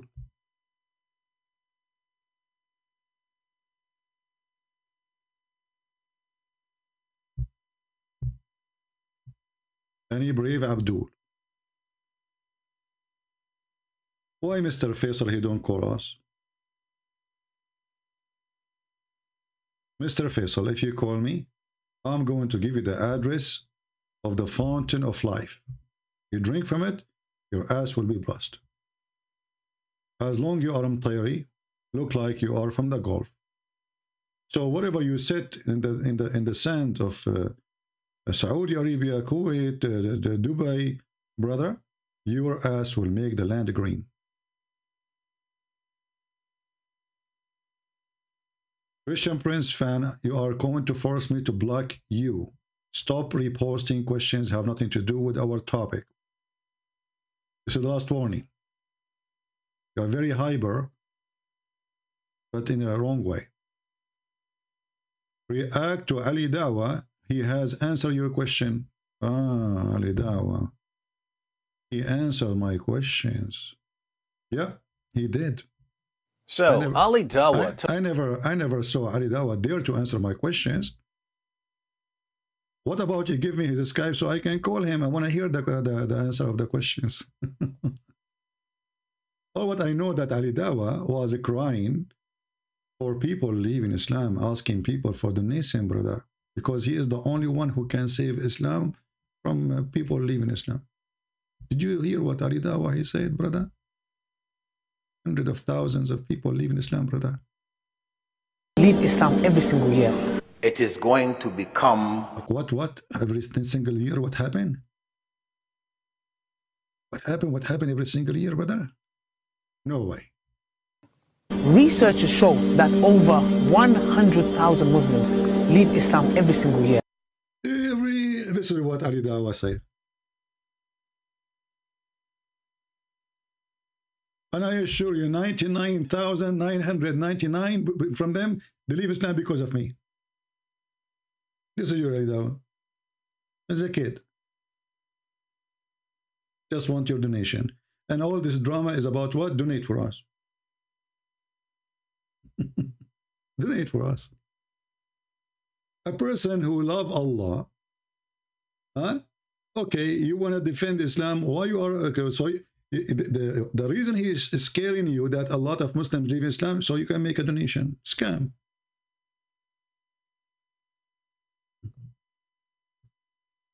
Ultimate Fart, he keep texting me. He is desperate. He don't even know how to name to choose names. And look, it's going to be a tsunami.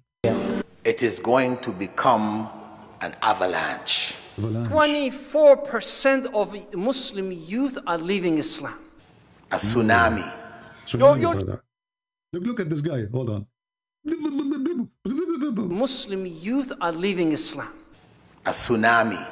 Your child is going to become an apostate.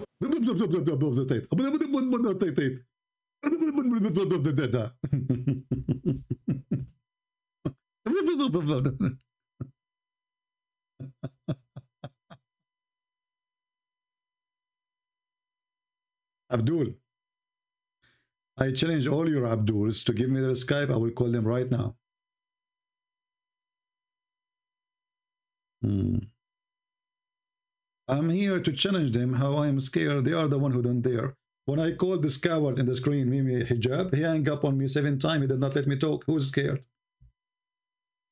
And he edited videos saying, Christian Prince, sexual predator, when I was, actually, he is the one who was saying that, not me. He said to Muslim women, suckle me. I was quoting your prophet. And the filthy, your sister, she's a whore.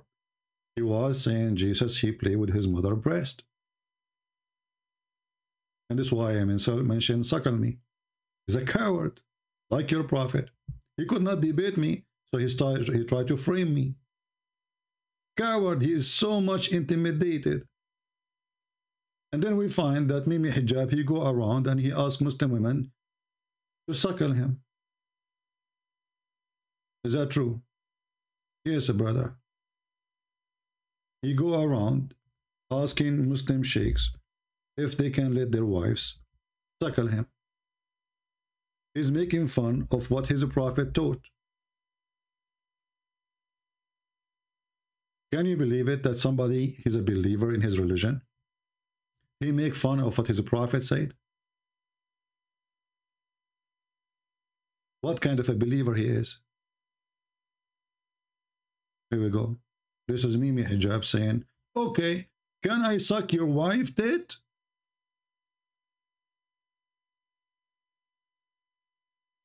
You see the cowards? They could not debate me. They tried to frame me. Sexual predator, Christian Prince. Why? Because I'm quoting your prophet and your wife, your sister, she was filthy, insulting Jesus. To the front of you. Are you afraid? Are you afraid of what Mimi Hijab is doing? Okay, can I suck your wife tits? He's speaking that to a sheikh. His name is Muhammad. He's not asking, he's not saying that to a Christian. He's saying that to a sheikh. A sheikh who defending Islam, saying, well, this is what the prophet taught. And not only that, actually, this was verses in the Quran. Breastfeeding and suckling for adult was in the Quran. The Muslim, they claim that a goat ate it.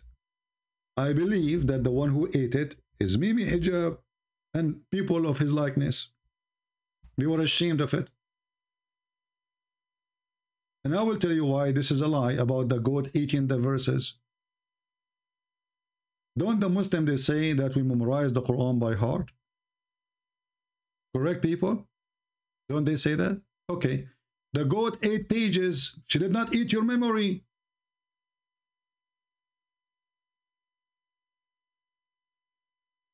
Did the goat eat every single Muslim memory, or ate 1 page or 2 pages or 3 pages of the Quran?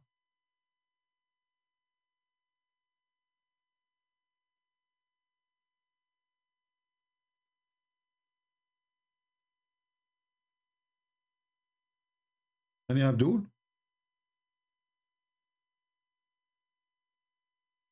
Obviously, this is the Muhammad, and they decide to delete it. And as you see, this is not a hadith. This was verses sent by Allah. The verses of stoning to death an adult 10 times. Adult 10 times was revealed. Breastfeeding for what? Adult 10 times. It have to be 10 times. Was revealed. And the funny, they say to us, the Quran is preserved. Who is a Muslim can recite for us the verses of a breastfeeding for adult 10 times? Ask your Muslims, those who you mentioned them, the YouTubers who are just making money from you. They're a bunch of dummies. They don't dare even to say hello to me.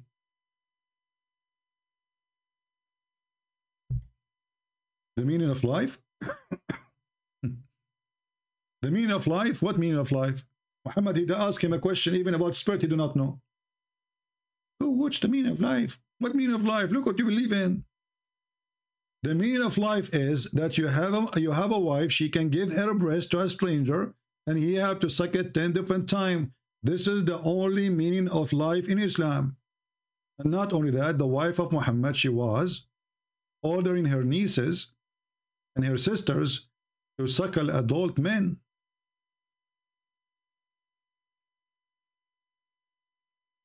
Is that true? Read and laugh. And this is Sahih. Yahya related to me from Malik, from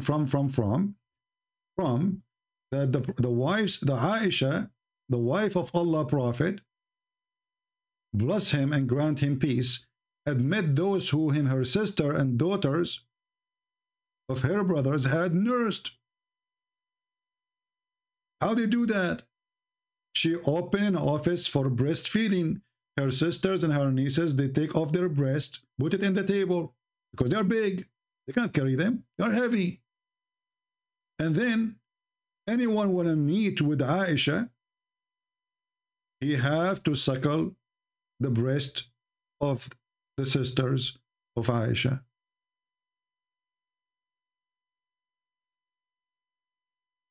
Let us show you more hadith.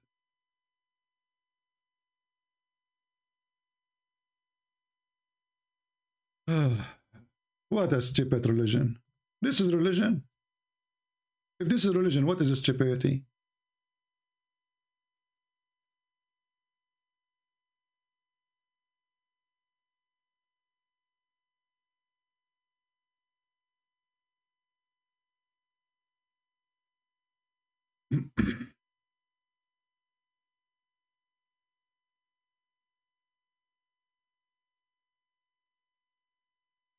And this is your prophet teaching Muslim women to suckle a man.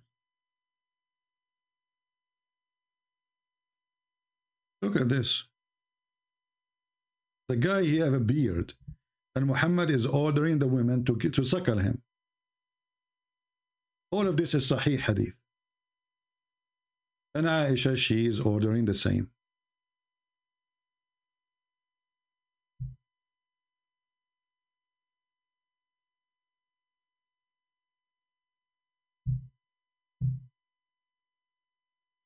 Can I call you and talk about other subject? I'm a Muslim by birth. Maybe this is, let us see, false Muslim or ultimate.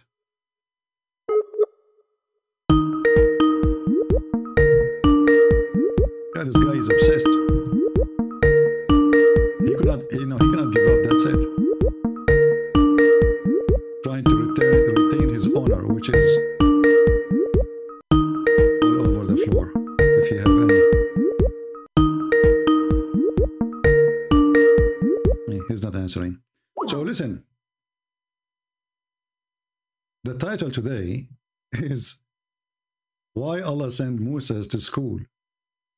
The answer is to kill a boy, to make a hole in a boat, which will cause it to be drowned, and to learn that he should not be decent. Like the story later speak about a wall was going to collapse, and if the wall collapsed, those people who they were not nice to Al-Khidr, they will find a treasure. This is why Allah, he sent Moses to learn. This is the knowledge. He kill a boy, he have no guilt. He never commit any crime.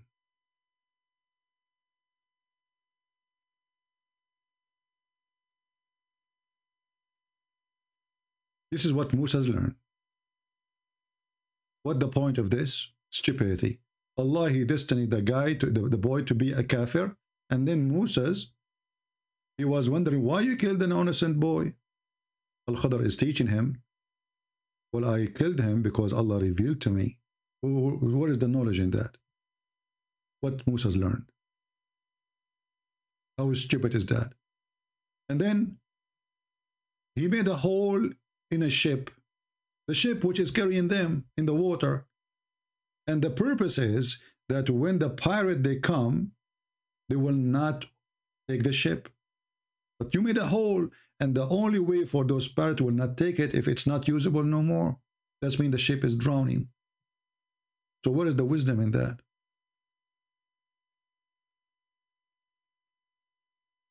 As for the ship, it belonged to poor people, okay. make working in the sea. Okay, so I wish to make a defect damage in it, as they were kings after them to size the ship. First of all, why a king want to size a ship of a poor people, which means it's useless? A king?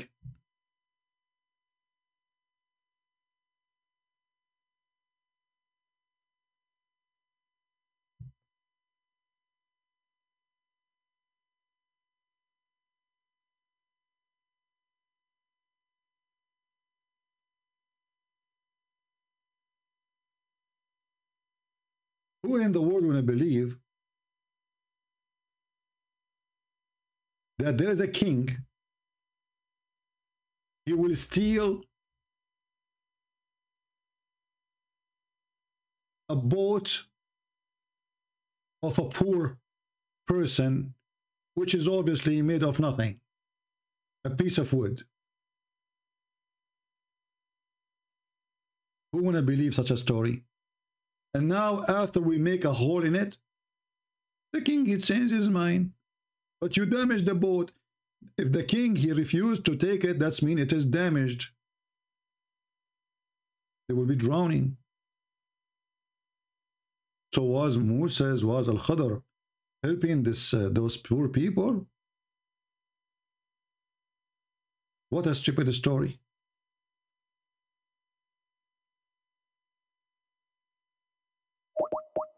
This guy is saying it's good time to call you. I'm calling him, he's not answering.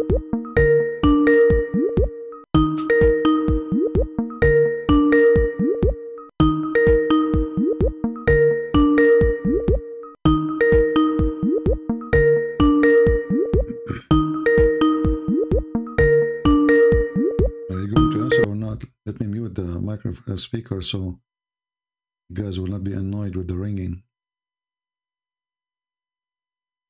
He's not answering.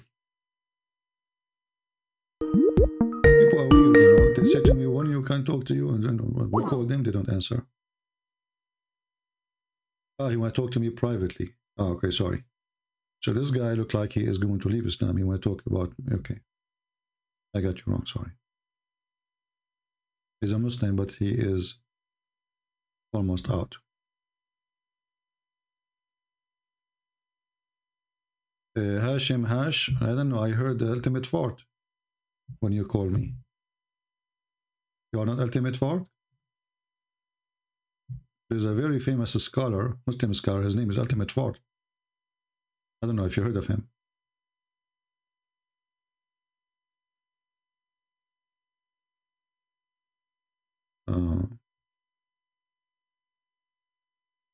Big scholar. Let us see.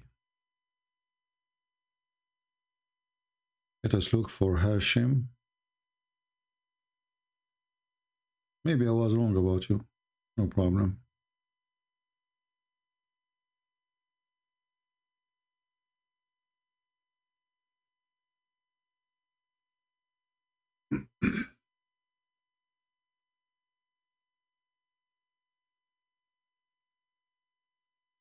Okay, Hashim, where is Hashim?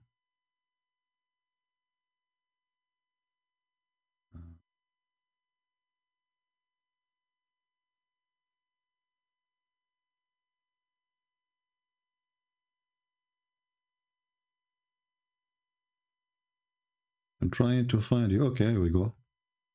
Text me again, text me. I will call you.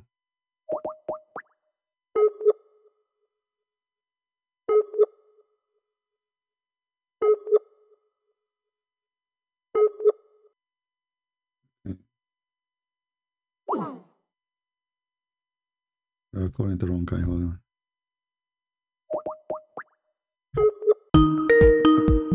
I think this is Ultimate Fort. He is desperate, but we can let us see.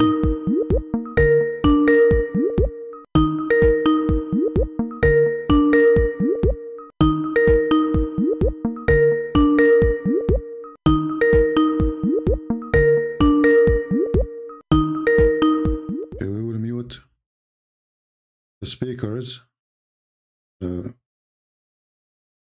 So you guys don't get annoyed. Answer, Hashim.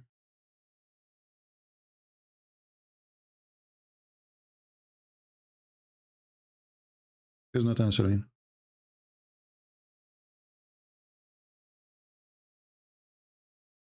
I know what we'll do with those people. Even Ultimate Fort, he don't want to answer.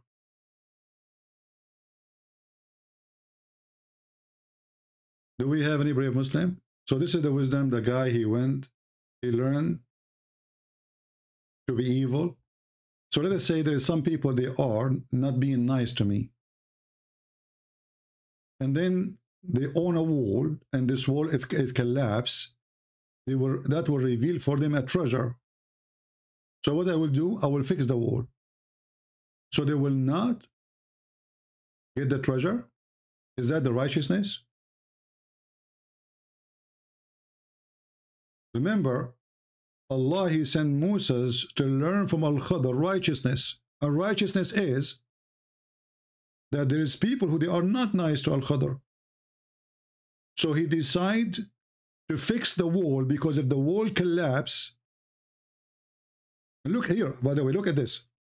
And as for the wall, it belonged to 2 orphan boys in town, and there was under it treasure belonging to them, okay? And their father was a righteous man, okay? And the Lord intended that they should attain their age of strength to take of their treasure, okay? As mercy from your Lord, and it did not of my own accord, as the interpretation, blah, blah, blah. So there is 2 kids in the town, and they are orphan, and the wall belonged to them. So now if the wall collapses, the kids, you know, the others will take, but hold on, you know, this is, the story here is very silly and very stupid. How many orphans in this earth, they are being treated misjustly? Why Allah don't fix their walls? And what does this have to do with righteousness? What about teaching people righteousness to give the money to the orphans? Fixing the wall will not change anything, because sooner or later the wall will collapse again. And if collapse when they are old will not make any difference, still people can take it if they are unjust. This is teaching righteousness. Where is righteousness here?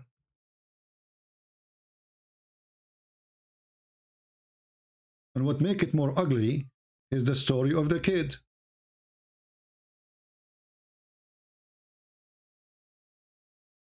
Do we have any Abdul?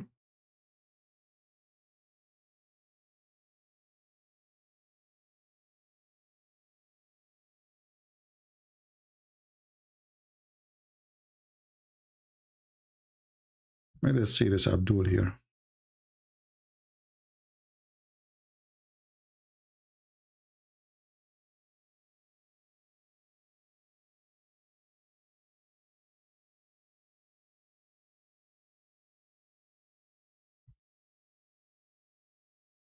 Well, this Abdul is not answering. I called him many times.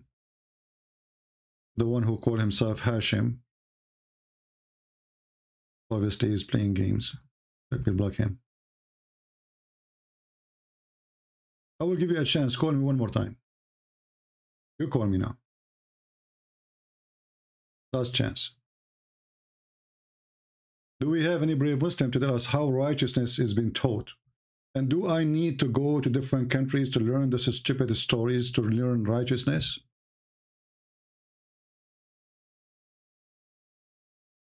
And how that make this person more knowledgeable? If Allah, he taught him something, that means he is not knowledgeable. It is Allah. If Allah taught him behind this wall, hello? Ultimate? Shut up, son of Muta. Here we go. I know it's Ultimate Fort. How about son of Muta? Yeah. Potato. You know, this guy is obsessed. He cannot retain his honor. The guy who have pupils in his wall. Go clean your wall, you idiot. You remind me of your prophet who used to dry his hands after having sex on the wall. On the wall. Have you ever heard of such a clean prophet? Dry his hands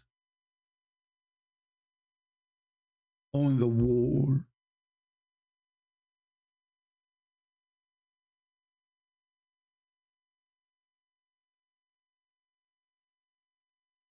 Let us see the hadith. Hold on.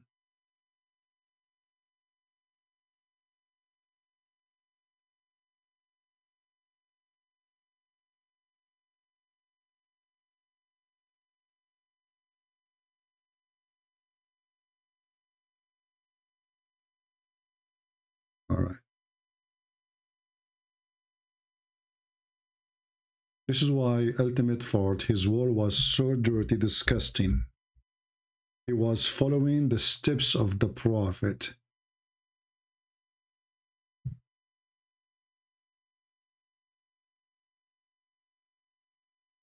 The towel of Allah Prophet. Do we have any real Muslim here have anything to say?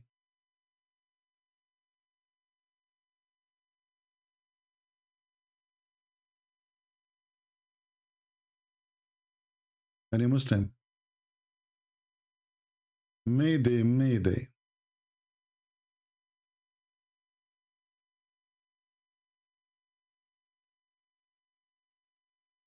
Well, Abbas is just a stupid idiot.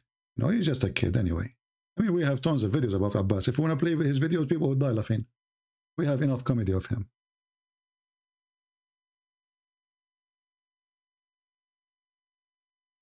Usually I allow him to talk here, but since the last time he said very filthy words to about Jesus, I'm not going to let him to talk anymore.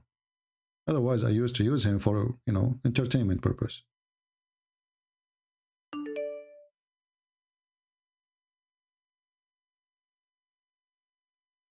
Do we have any Muhammadan?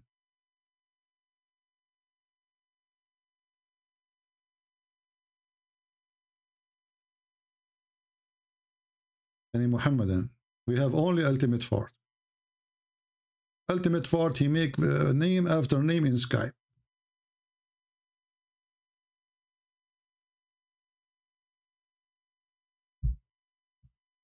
Any Abdul? So what we learned today? We learned that there is a fish. She have water from the fountain of youth or the fountain of life and come back to life again. And this is supposedly a fountain Allah created in this earth. It exists, brother. And then we have a prophet, his name is Al-Khadr, who drank from that water. And since then, when he sit in the ground, his ass made everything green.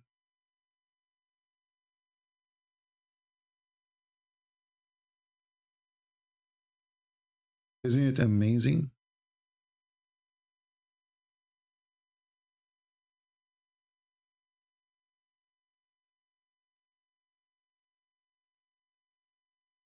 This is the same Ultimate Fort. Isn't it amazing? This is Islam.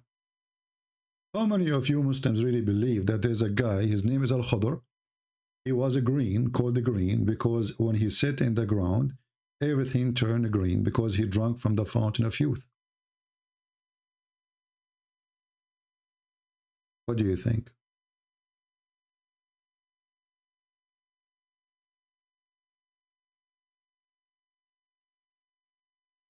Anyone? This is the whole story, and this is what behind this story.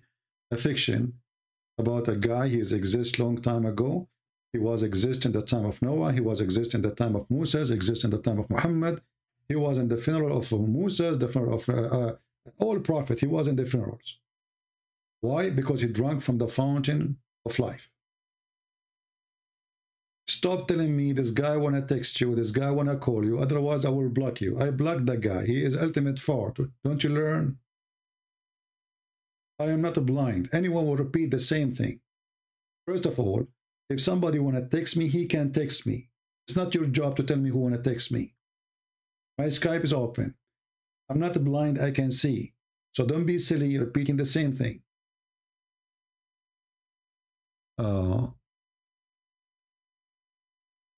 That's a good question, Faisal. Faisal here have a question, as long as no Muslims is answering about, obviously they are covered to answer. Faisal here is asking a question, how Jesus become God? Is God? He was born, become part of his creation. Okay. You see, I'm going to use the logic you are using. Is that fair, people? Can we use the logic Muslim use? We should use it always, because obviously this is the only convincing logic. So according to your knowledge, or according to your logic, if we can call it logic, that Jesus, he cannot be God because he's part of his creation. That's wonderful. Allah have hands. Who is the one who created the hands of Allah?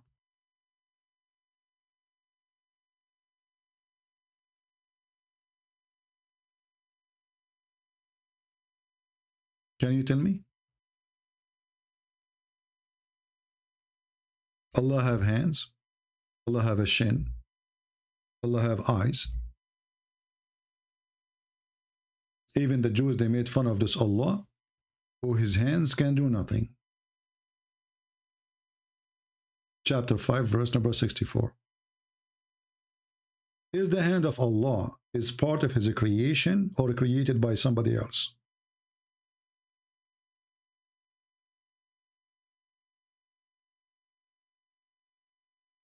Are you there, Faisal? Do you like to call me?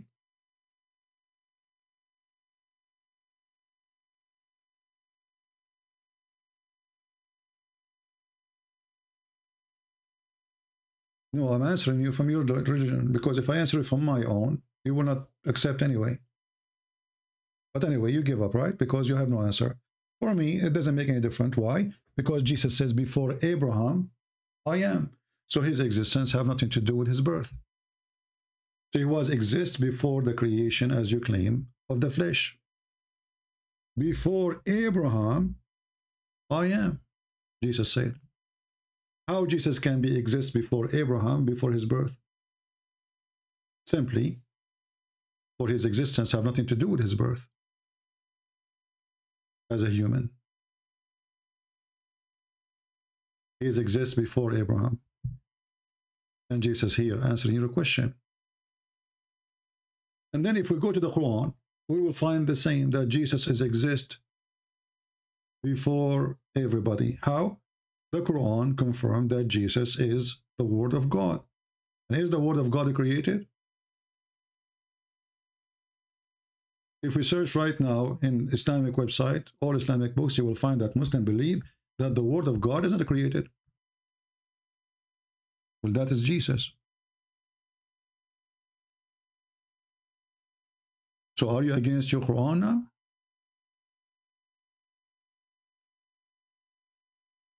This is your silly Quran saying the following. That Jesus and the Muslim, they add their own fiction translation to the words, which is not there, trying to fix it. Horribly written, exposing the silliness of Muhammad.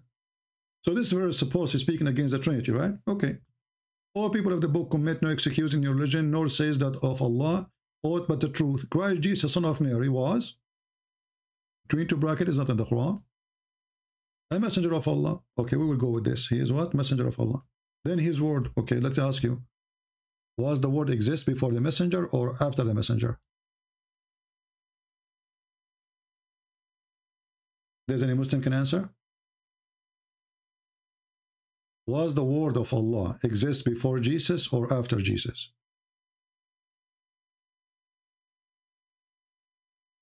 Now here, Faisal, he will decide to retreat and he will not answer. Listen carefully.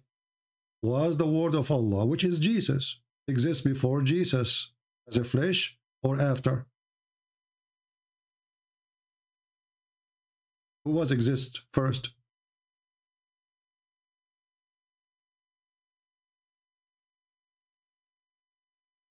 Who is a Muhammadan can help us?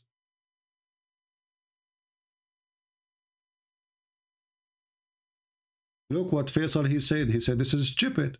Thank you, Faisal. Faisal he agree that Quran is stupid. He admit. Because how we say that Jesus is created as a Muslims, and then we find that Jesus is the Word of God, so how the Word of God can be created? So the point of existence of Jesus was when he was in heaven, not when he was in earth. He is the Word of God. And this is exactly what the book of John, chapter 1, verse 1 says. But Faisal agree that the Quran is a stupid book. For Jesus was exist before he was created as a human being, according to your stupid Quran. It's in the front of you.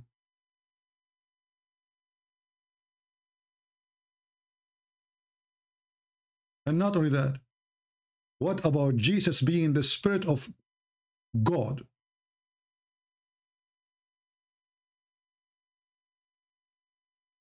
Is Jesus a spirit proceeding from him?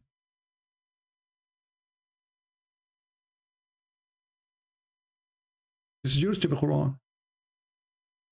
So was the Spirit of Jesus created? If the Spirit of Jesus is created, that means Allah is created too, because this is the Spirit of God. According to your Quran, Jesus have the Spirit of God. It's in front of you.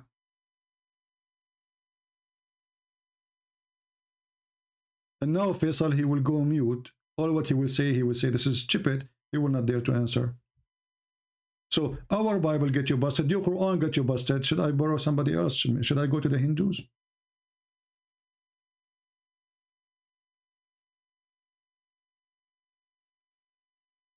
And not only that, by the way, the Muslim, they claim that they are people who believe in the oneness of God, right?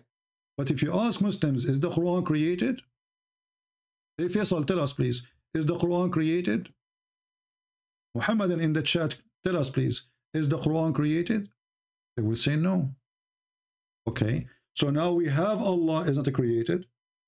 We have the Quran is not created. So the Quran is coming from where?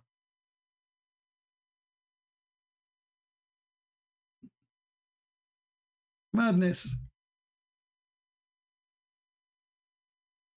If the Quran is not created, if the word of Allah is not created by Allah, so it's coming from where? So now we have two divine and created. What is the oneness of God?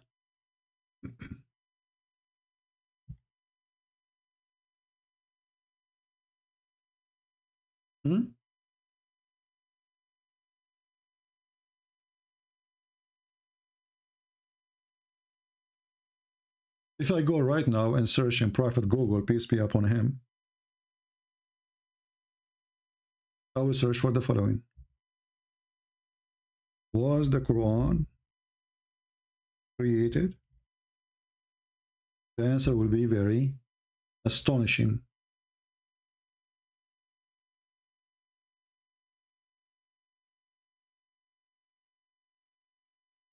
The Quran is the word of Allah. Maybe he exalted, not created.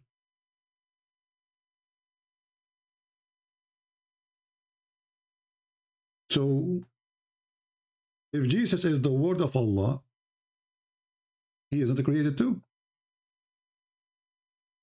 And then how we can say it's the word of Allah if it's not created by Allah?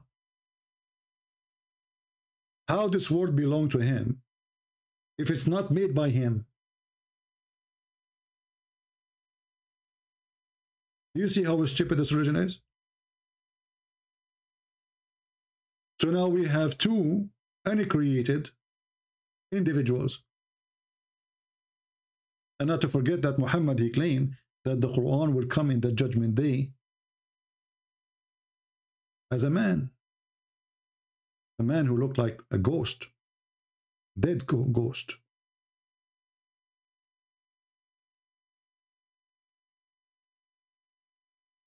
This is how silly this cult is.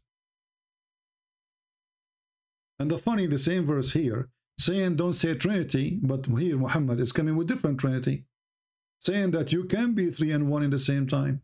Read carefully. Jesus is the messenger as a man. Jesus is the word, yet he's a man. Jesus is the Spirit of God, yet he is a man. 3 and 1 in the same time. Do you see it?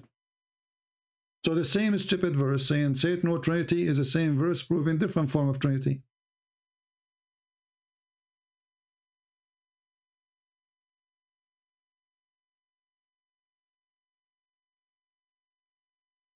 Any Abdul?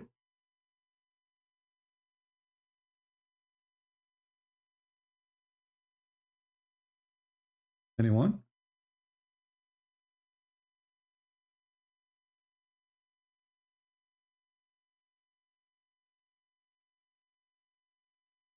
G Mu, you can contact me only if you are a Muslim. If you are not, you chat here like the rest.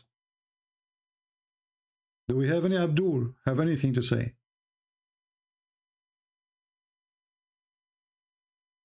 Anyway, you know, guys, I'm thankful that Allah, he gave me the blessing that when I sit on the grass, I make it green. And this is why now many countries around the world, they are trying to have contract with me. All what I need to do all day long, I fly from place to place, sit in the ground and make it green. Actually, there's an island called the Green Land. It is called this way because I sat there. Since I drank from the fountain of life, I will tell you a different story, which is not really nice maybe. Once I met a woman, she is so beautiful. I decide to shake her hand. I shake her hand, she turned green. Hello?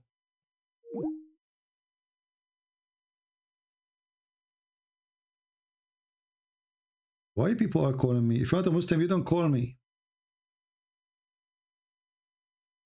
If you're not a Muslim, you don't call me. Let me see. This guy is a Muslim?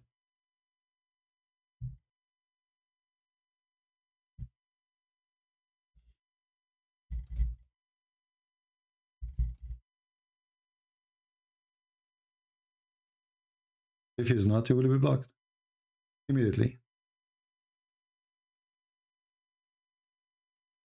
So anyway, I'm telling you this is a true story. That this woman, you know, I shake hand with her, she became a green, brother. Because anything I touch become a green. Okay.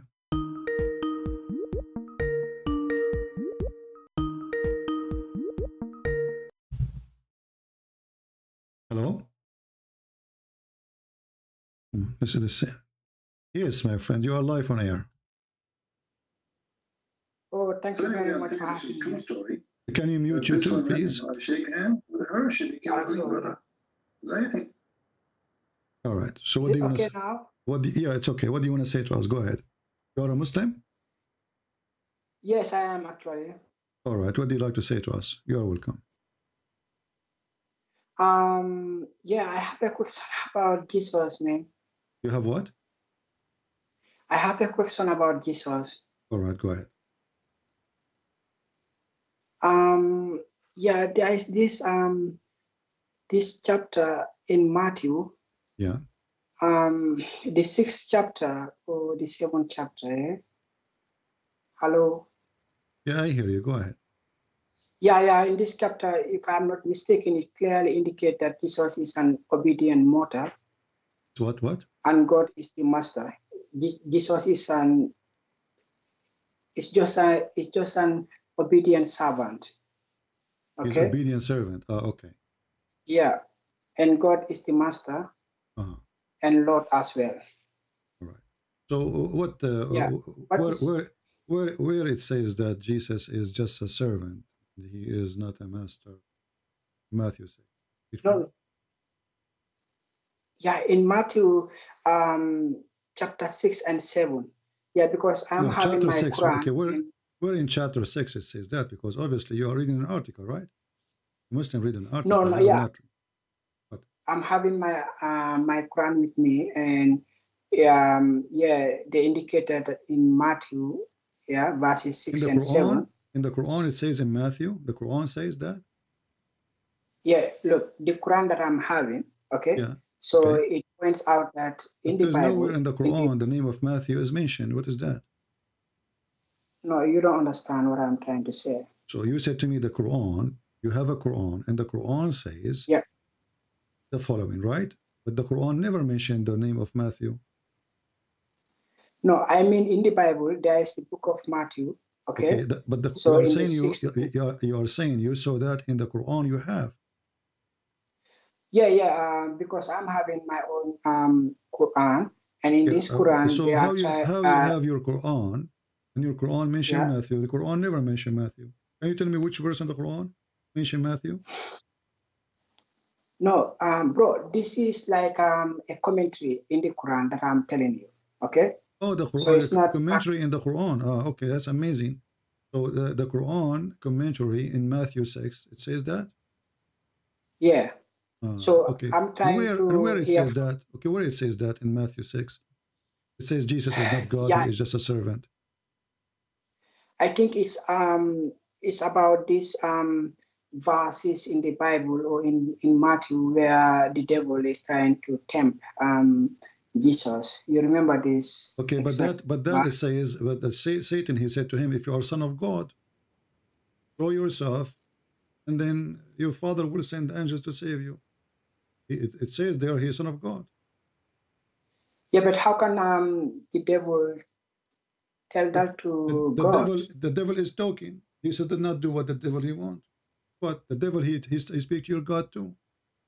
The devil, he said to him, the devil in your religion, did he disobey even Allah? What? Did the devil disobey Allah? In Islam? Yeah. Is that a question? In Islam, you're trying to say that the devil disobeyed Allah. Yeah, of course. Yeah. Okay. Yeah, here Jesus, Shaitan is talking to him. He's trying to find out who is this person. Is he really the son of God? And he is trying. Because if he do what Shaitan he want, then this person is a human like everybody. If he could not make him, then he cannot be a human like everybody. So according to your religion, is Jesus a sinner? According to my religion, as far as I remember, no. Okay. No. So Shaitan, he failed. Okay. No. I will go with you. You just said something very important. I respect your honesty. According to your religion. No, according to my understanding, I mean, I might be wrong, but according to No, my friend, no problem. So, no, it is actually true. According to the Quran, Jesus is holy. Chapter 19, verse number 19. But we need to ask ourselves now a question: why Jesus is holy and Muhammad is not? Yeah, because Jesus is holy, because Jesus, unlike Muhammad, Jesus is not having a biological father. Okay? So the reason, okay, I will go with you. This is very nice to say, actually, very smart. Jesus is holy because he don't have a father like us. But Adam don't have a father too. Yeah, but Adam, on the other hand, is also not having a mother. So still there's a difference between Adam. Adam is not having a biological mother. Jesus, we see, he used to have a biological mother who was Mary. Okay. So Jesus, he have a mother. Adam, he don't have father, neither he have mother. Shouldn't Adam be more holy then? Because he don't have a father, neither a mother. This question, I think it's a smart question, but again, look, I'm not well versed, okay? So I think I will go. You take it easy. My friend. Okay, when we say maybe Adam when we say a person is holy, what does holy mean? We say a person is holy. What holy mean? Holy, I think holy means like somebody who is completely righteous, truthful, and it's like almost perfect. Okay. Yeah. Almost because don't you call Allah holy? Is Allah holy? according to you? No, Allah is the holiest of holies. There's no holiest and there's no holy. Either you are holy or not. There's nothing holiest and holy. Because if I am holiest than you, and that means you are not holy. No. That means I am holy. My friend. If you are, let us use language. Let us use language. If I say you are cleaner than I, that means I'm not clean. I have dirt. Correct? No. What no? This is not my understanding. My understanding is if you are clean and I am clean. So now we have to check this out. Who is cleaner? There can be a small dirt or an unfinished. You can be cleaner if you are holy. Holy is the top. To call a person holy, he must be the top clean. There's nothing, because if he have one touch. What, my friend? Did you remember that clean is Allah about says sin. that He is clean, the best of creators. Hold on. The word clean here is about sin, correct? The word clean, we are using the word sin. Is it sin what will make us unholy? Right? Sin. What? Sin. Sin. Yeah. Okay. So did Jesus commit any sin? Yeah, this now is a different question. You said holy, but did Jesus commit any sin? As far as I know, maybe only one sin, yeah. Which one? So why the Quran call him holy? Because Jesus was asked if he was the king of the Jews, but he did not answer this. He decided to. No, he answered. He answered. He said, "You said that." He agreed with them. He said, "You said so." He said, "Well, you are asking about something." No, my friend, don't make things up. They asked him, "Are you the king of the Jews?" He said, "You said so." So you agree. You just call me king. You said so. No, but the question is, king? are you? My friend, the question is... Don't fabricate things. Secondly, don't we have the Quran saying that Jesus is holy already? Yes. Okay. And this is Quran being given to Muhammad 600 years after Muhammad? Yes. Okay. So 600 years pass and Jesus is holy. Yeah, like I said, my understanding is that Muhammad in the time of Jesus, was he holy? Muhammad in the time of Jesus? No, in the time of Muhammad, sorry. I mean, when we were Muhammad, the person, was he holy? Yeah. He was? Yeah, Muhammad was a righteous man. I'm asking, is he holy? Did he commit sin? No, he was not holy. Okay, I want you to read for me. I don't know if your screen is open. I hope your screen is open. I will put for you the verses from the Quran. What do you mean my screen? Yeah, but just be sure that to mute the YouTube so we don't have double sound. Okay. This is your Quran in chapter 48, verse number 2, saying that Allah is saying, "May Allah forgive your sin." Speaking to Muhammad. So now you confirm, and everybody heard you, that Jesus is holy. 600 years after Jesus, still Jesus is holy. Wonderful. Muhammad, in his time, he is a sinner. And the Quran confirmed that. Yeah, I can recall that that is true. So, okay. But so how Jesus, still the best how Jesus is a human being like us, and he is holy, and how Muhammad is the most righteous person. You just named him that, right? The most righteous person, but he's a sinner. Jesus is not a human being like me and you. He is simply not with a biological father. Okay? So me and you, we are having both biological parents. Okay. So now and Jesus. So you are saying that Jesus' nature is above sin. Is above sin. Yeah. Look, I'm not so about. Yeah. Okay. Maybe yes. Yeah. So Jesus' nature, people, is above sin. Muhammad's nature is the nature of a human being, is a sinner. So who's God? Yeah. So what is God then? God is the one whose nature is above sin. God is the one whose nature is above sin.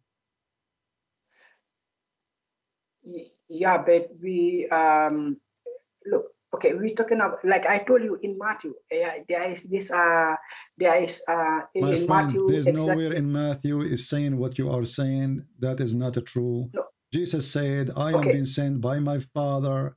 And then Jesus, he said to his disciple, I will wash your feet. But doesn't mean that he is like a servant, a slave. You know, he is being humble. He says, if you don't do what I'm doing, you don't belong to me. And Jesus is the one who said, I am from above, you are from below.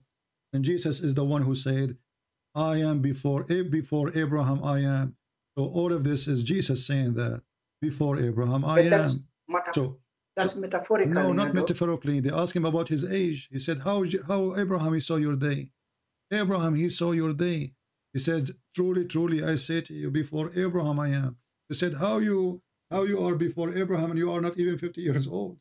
So this is not metaphorically. It's not up to you. The whole Bible speak about Jesus' existence. Have nothing to do with his birth. Everything was created by him and for him. By him created. So here now me and you, we came to an agreement that Jesus' nature is above sin. Muhammad's nature is sinner nature. Yeah, it's sinful, yeah. Let us stop here. Is Allah nature is above sin or he is a sinner too? You know, first of all, we don't know what is Allah's nature, okay? Or God's nature, because like we only know about as far as we are talking, we only know about Jesus and Muhammad. Jesus is having a mother but not a father. So therefore we have some clue about Jesus' nature. No problem. I'm asking you now. Let us focus on the topic, please. When I say the nature, I'm not talking about his skin, you know, his hands, how they look like. No, I'm talking about the nature of sin. Jesus is you are the one who said to me, Jesus' nature is above sin. Wonderful. Is Allah nature above sin? Yeah. I would like to agree that Allah's nature is above sin. But again, I don't know what is Allah's nature like. Is it okay? If I go to you now and I tell you, go and flirt with the wife of your son, is that a good thing to do? I don't have son. I don't have any I'm saying, son. let us say you have a son and he is married. You have a wife, huh? And then I say to you, go and flirt with her. Go to her house. Tell her that you want her in bed. No, is that evil from Satan or this is from Allah? You know, if Allah orders me to do that, then I suppose Allah is having a good reason why I should do that. Because there's a good sin in Islam? Huh? There's a good sin in Islam? Yeah, there is a good sin. For example, you can lie. So you are saying to me now, if Allah told you to flirt with your own son's wife, Allah, he have a good reason for that. What is the good reason? Yeah. First of all, Allah never told me that, so I can only draw examples. Chapter 33, verse number 37. He told Muhammad. He told Muhammad, chapter 33, verse number 37. Allah, he told Muhammad that this woman is yours. So have fun. No, you said chapter what? 33, verse number 37. 33, 37. Please give me some moment, please. 33, 37. 33, 37. Come on.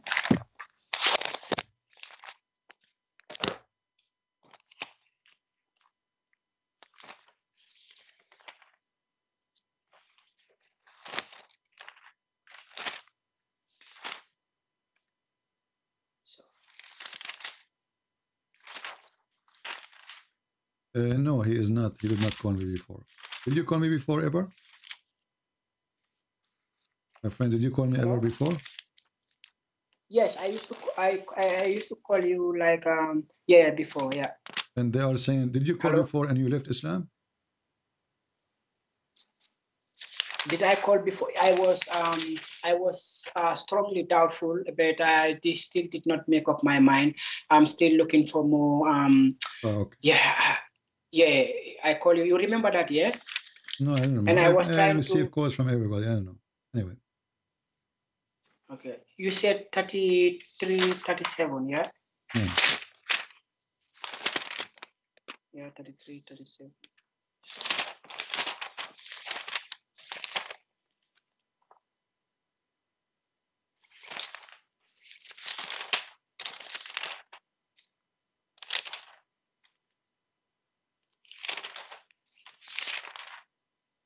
My friend, you can look on the screen. There's no need for all this stuff to look for forever. Look on the screen. We have it there. Find it. Okay.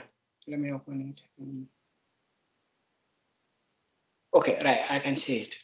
And remember when you said to him, Zayd bin Haritha, the freed slave of the Prophet, on whom Allah has bestowed grace by guiding him to Islam, and you, O Muhammad, to have done favor by promoting him. Keep your wife to yourself and fear Allah. Keep your wife and fear Allah. So Allah saying to Muhammad, why you are training the man, keep your wife, when I told you you should take her? Why? So it says keep your wife and fear Allah. Why God want to encourage relationship between a married woman and a married man? And the married woman is married to the son. Is that ethical in Islam?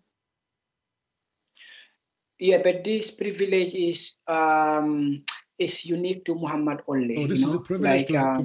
So it's a privilege to be filthy. No, not necessarily. I think like the way what do you mean not necessarily? So now, if you go to your son and you flirt with the wife, and Allah told you this is a privilege to you, that will make you a good person. Like I said, Allah is having reason for whatever commandment that He. What is the reason? Muhammad, you have already many wives. What is the reason? Already have many wives. Is he single? Is Muhammad he cannot find a wife? And the woman she is married already. No, not. The woman Muhammad she is can married have any already. wife. Listen. Muhammad here he broke the commands of God. When God he gave Moses, he gave him command. And the command says, don't wish what is not yours. Don't look at the women is not yours. Don't take the money. Don't steal the money is not yours. So Muhammad is breaking the command of God. And his God cannot be the God of Moses. Okay, but you did hide in yourself what Allah has already made known to you, that He will give her to you, that which Allah will make manifest. You did fear the people. So here, what I can see so far is that Muhammad is given this privilege, that hold on, that how you call fornication a privilege?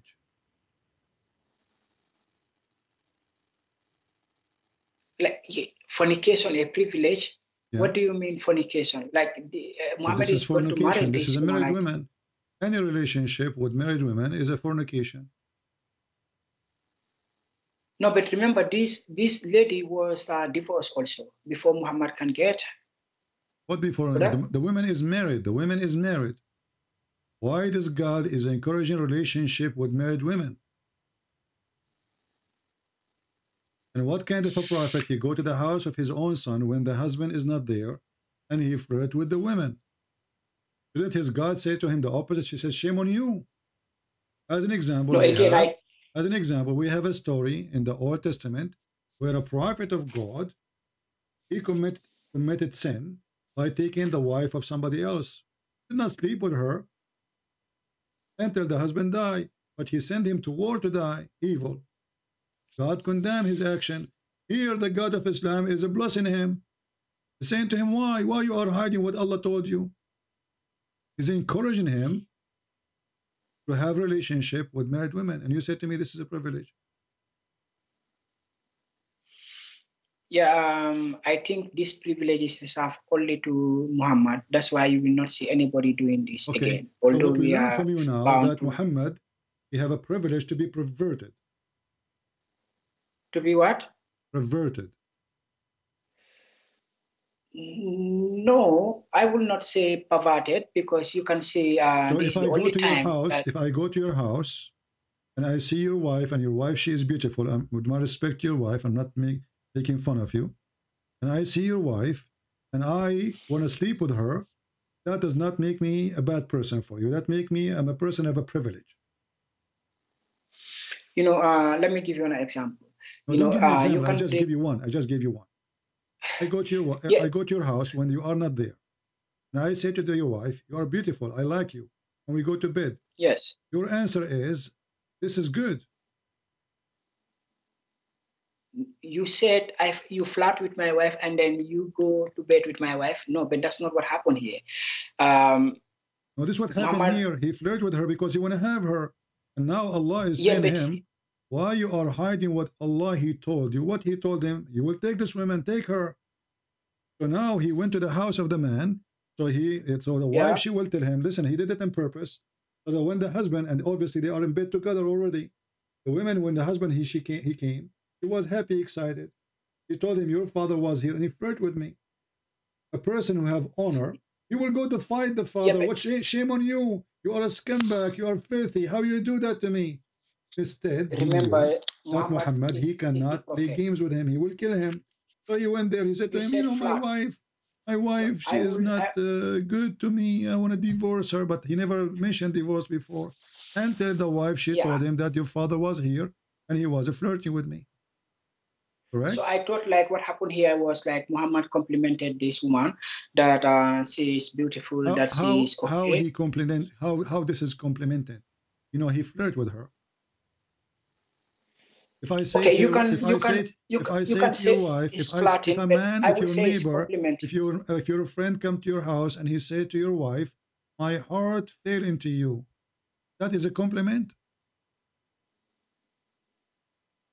Yeah, that can be a compliment here too. Oh, that is compliment. You know, The guy is flirting with your wife. She's married. What kind of a friend? He come to your house flirting with your wife.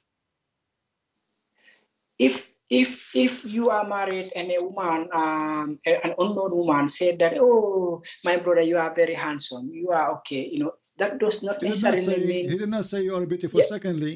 Secondly, why he is looking? He saw her already many times before. What beautiful. The story says that when he came to her house, Allah he sent wind, and he lifted the curtain, and she was almost wearing nothing, and she was a beautiful white coal. So Muhammad he said, Subhanallah mu'allif al-qulub. Praise be to Allah, the one who made my heart flip for you. So not only is he flirting, he's staying her, his intention, he want her.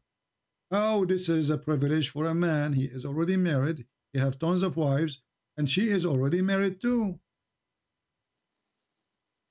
Yeah, I agree that Muhammad used to see this woman before, but it's the first time that Muhammad is seeing this woman in this particular state.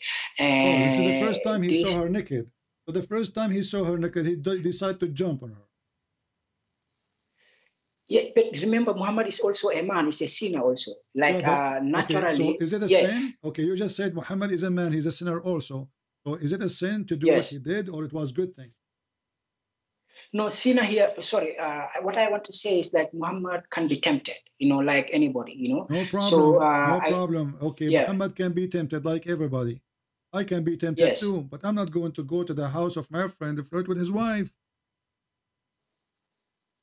Isn't it us? Isn't it supposedly a prophet of God is the first one to control himself? Yeah, but this does not always happen. You know, the prophets sometimes not always happen. It's always happen with Muhammad. And look here, what kind of God he is encouraging the man who is tempted. You are the one who used the word tempted. He has encouraged the man who is tempted to do what he's tempted to do. He's encouraging him. Shouldn't he say to him, good, thank you for saying to the man, keep your wife?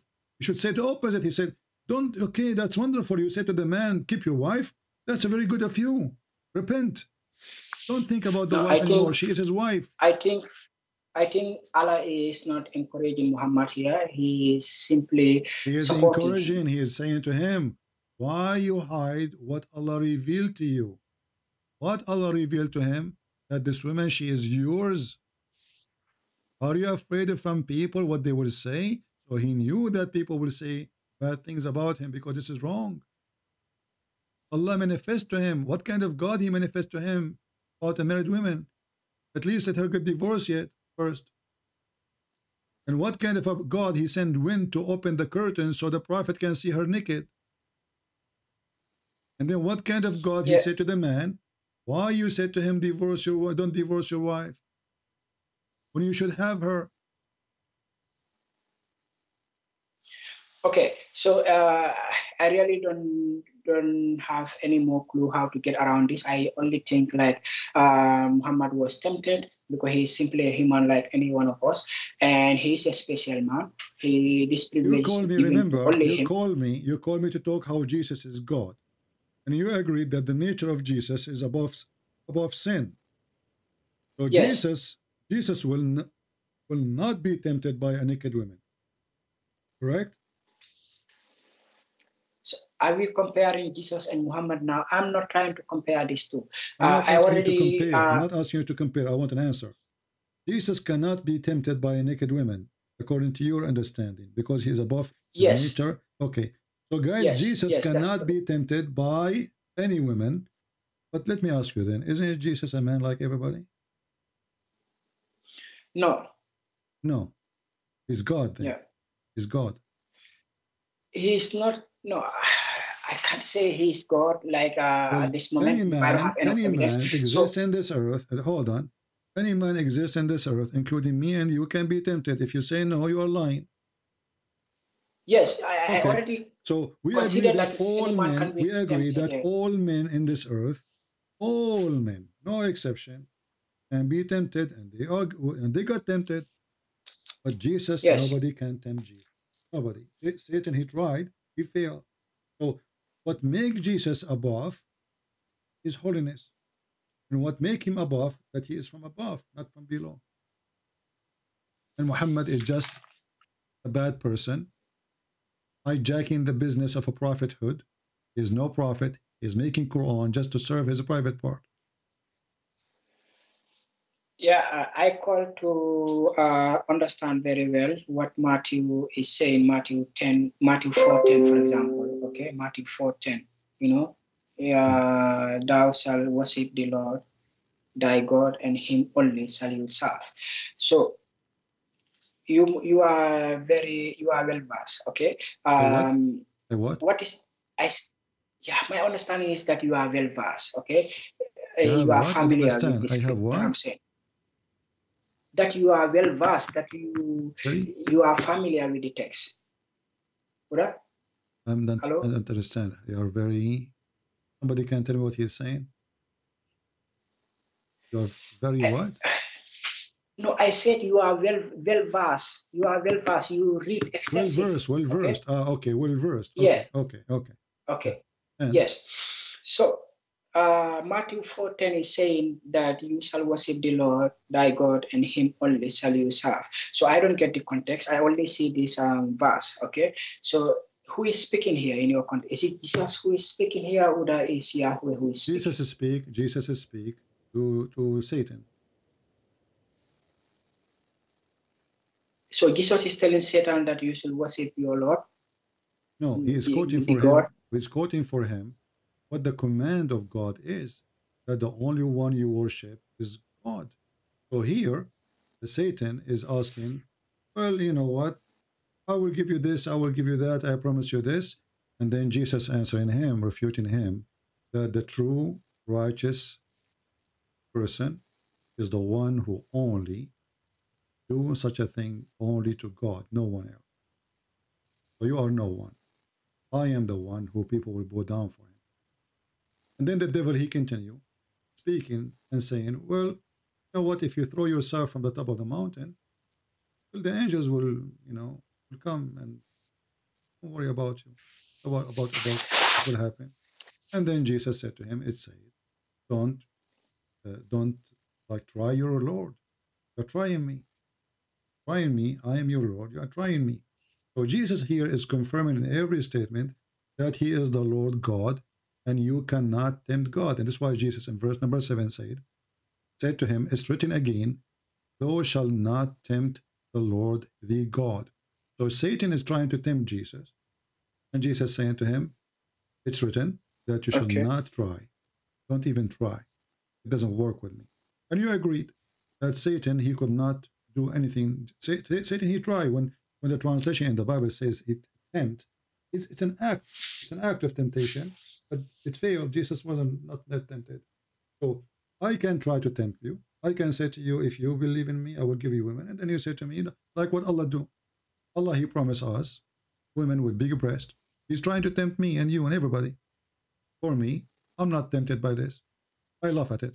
Okay, so I get what you are. So this Matthew 4:10 is a situation between Jesus and the devil only. So I was thinking, okay, this is like a general statement to everybody. Okay. My friend. When you read, it's difficult. It's difficult. It's not difficult. No, it's not difficult. Not difficult. When you read the story from the beginning, so you will not misunderstood. Maybe you are just reading a quotation. Quran here is in my Quran here. There's no Quran. First of all, there's no Quran mentioning Matthew. That is a stupid author adding things there. Secondly, the Quran you have, even the Muslims who they are writing the Quran for, you can't understand. How they can understand our Bible? I mean, they can't even explain their own book. And now suddenly they became expert in our book. I think you don't understand what I'm trying to get at. I understand. You are reading a book, you call it Quran. But the truth is, this is not Quran. Yes. Because nowhere in the Quran, it's mentioned the book of Matthew. No, this is only a quotation from the Bible. Exactly. So this is an idiot. This is an idiot. He is putting things there have nothing to do with the Quran. As an example, you said to me you saw that in the Quran. What chapter, what verse? No, that's why I repeatedly said this is a quotation from My friend, I'm asking you, from whoever. The quotation, you found it in which verse in the Quran, according to the book you have? No, this is just these pages before you start having the first surah or the first ayah in the Quran. It's okay, just what surah? What surah is the one he is trying to insert those things in? No, he's not definitely doing that. He's not. Why is quoting those things? What is the purpose of quoting them? Okay, I tell you, it says here, Jesus and Muhammad, peace be upon them, in the Bible and the Quran, biblical evidence of Jesus being a servant of God and having no share in divinity. Okay, so having no share. This commentator is saying that Jesus is having no share in the divinity. Okay, and also there is, but Jesus is having no share in divinity. No say, no say, no share. S-H-A-R-E. Like my accent is very bad. Maybe that's why you are understanding. Like, so he is saying that Jesus is not divine, right? Yeah, Jesus is not related to any divinity. It's not divine. Yes, simply. No, but okay, but this idiot, he just got himself busted. Why? Because he tried to teach you something. This idiot who wrote the book is an idiot. Because he's trying to teach you something. And you are the one who said to me that Jesus is above the nature of all mankind. Can you repeat that, please? You said to me that the nature of Jesus is above the nature of all mankind. He's not like anyone, correct? Yes. That means divine, because the nature of mankind is the nature of mankind, and anything else can be called holy. It must be divine. So the nature of mankind is a sinner. The nature of Jesus is not a sinner. The nature of the angels are the angels themselves. They can commit sin. Even in our Bible, angel himself, he commits sin. He was thrown out of the mercy of God. In the New Quran, angels are liars, and they commit sin. They accuse Adam to do mischievement. And Allah told them, if you are truthful, tell me that. Yes. Huh? Okay, just for a moment. In my lifetime, I'm already almost 26 years old.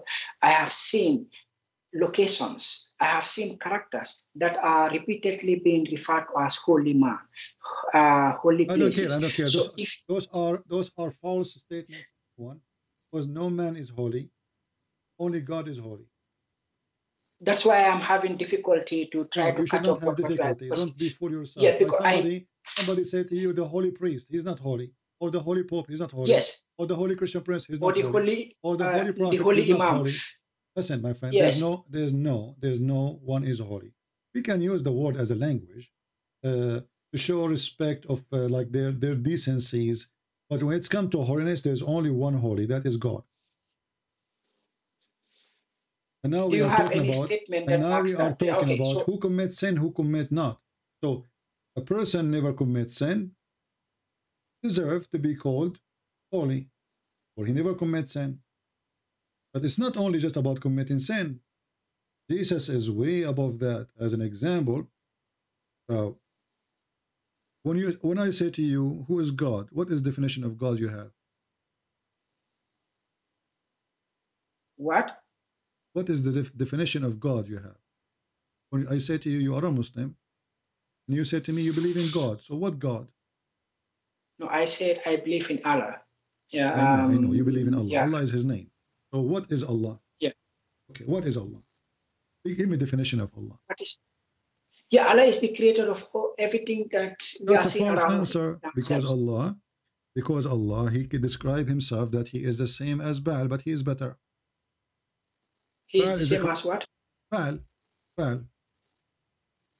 What is Baal? Baal is the creator, one of the creators.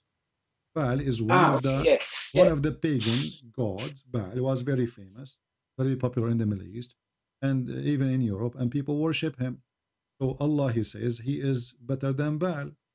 He is the best of the creators. So by doing that, Allah, He admit that Baal is a creator, but Allah is better. Yeah, I think, this is one of the statements that I disagree with, because, for example, disagree? That this is Quran. Either you leave Islam, or are you playing games with me, my friend? Because you called before. Are you playing the same game? I'm asking you.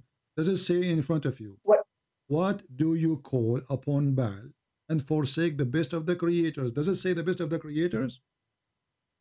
Yes. Okay. So Allah, He put His name next to the name of Baal, saying He is better than Baal. He is the best of the creators.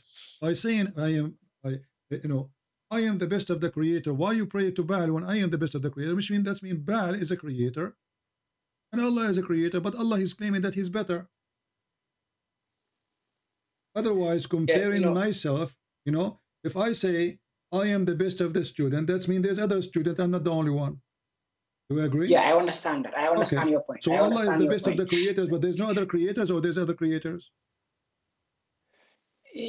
Based on this statement, there is multiple creators, and Allah is the best of all of them. So how, when I asked you who is Allah, you said to me He is the only creator? No, I said Allah is the creator of everything around us, including ourselves. That's what I said. He didn't. Hold on. He said that I am the best of the creators. So the creator of Baal is where? Where is Baal?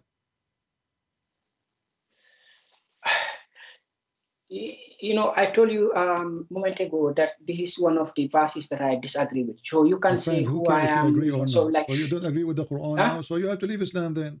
Either you agree with it or you don't agree. If you don't agree, this means you leave Islam.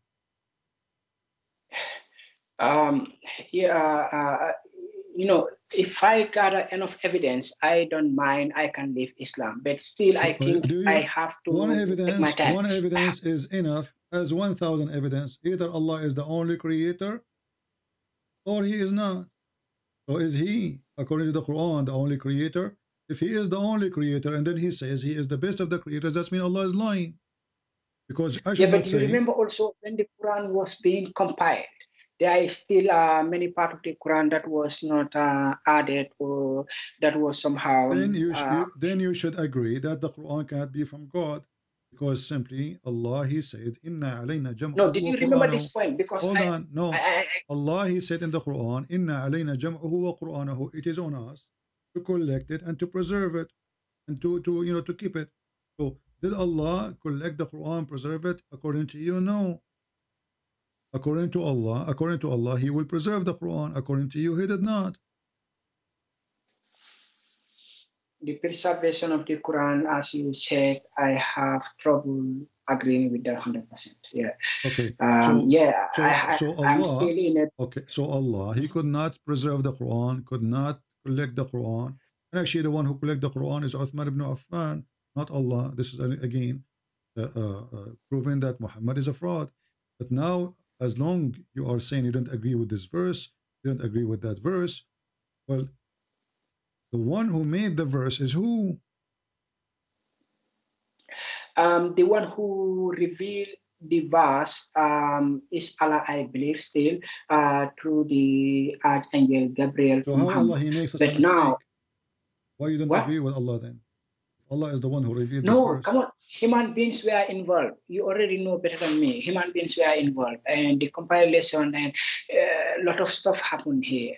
You know, combination of stuff. What do you mean? You mean you Muslims, you added those words to the Quran? Yeah, Muslims are also human beings. They can be flawed. They can make errors. They can be having selfish interests. Muslims, we are all human beings at the end of the day. You know, so we are not above. Yeah, so I am one of the many Muslims who think that. Whatever I show you, anything stupid in the Quran, you will say to me, "This is the error of a human being."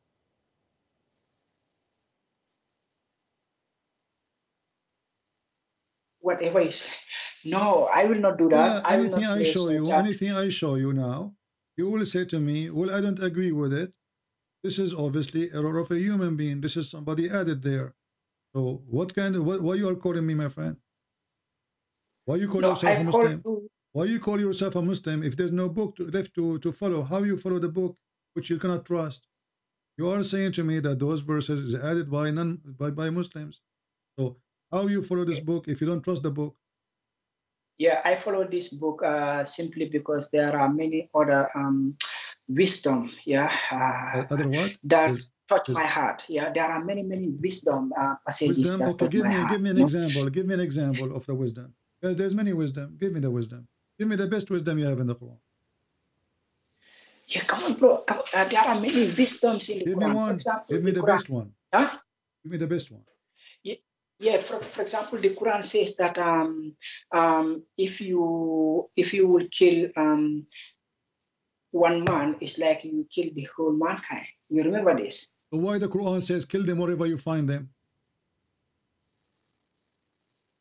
Yeah, but this is a war situation also. This is a conflict situation. This is a situation. So a second ago, non-killing is wisdom. A second after, killing is wisdom. We were talking, my friend, hold on. First of all, the verses you are quoting for me, Muhammad was quoting the Torah. This is not Allah. No, what I'm telling you, he was quoting the Torah. It is, it says, even in there it says, for this reason it was prescribed for the children of Israel that whoever slay a soul, unless, like for not justice reason, he is as the same as someone who is slaughter everybody, and this is in the Ten Commandment. Don't kill. So Muhammad is quoting the Jews. This is not Islam. The verse after it, Muhammad he says, kill everybody. Those who they are against Allah, wage war on Allah, not wage war by taking sword. Now, right now, the punishment for me for speaking against Muhammad is death. This is waging war in Islam. So the punishment of those who wage war against Allah and His apostle and strive, make mischievement in the land, is what? They will be murdered.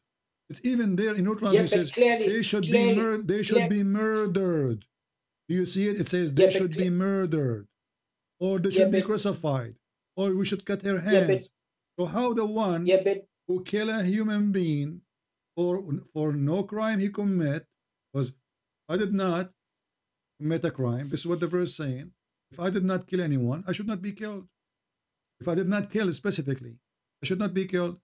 The verse after it says, the one who is against the Prophet, kill him and cut his hands and put him in the cross. But you can see verse 33 is saying that those who wage war against Allah and His apostle and strive to make mischief in the land. So this is specifically isolating this group of people who are waging war against Allah and His apostle. And also, so you agree? You support? You support killing me?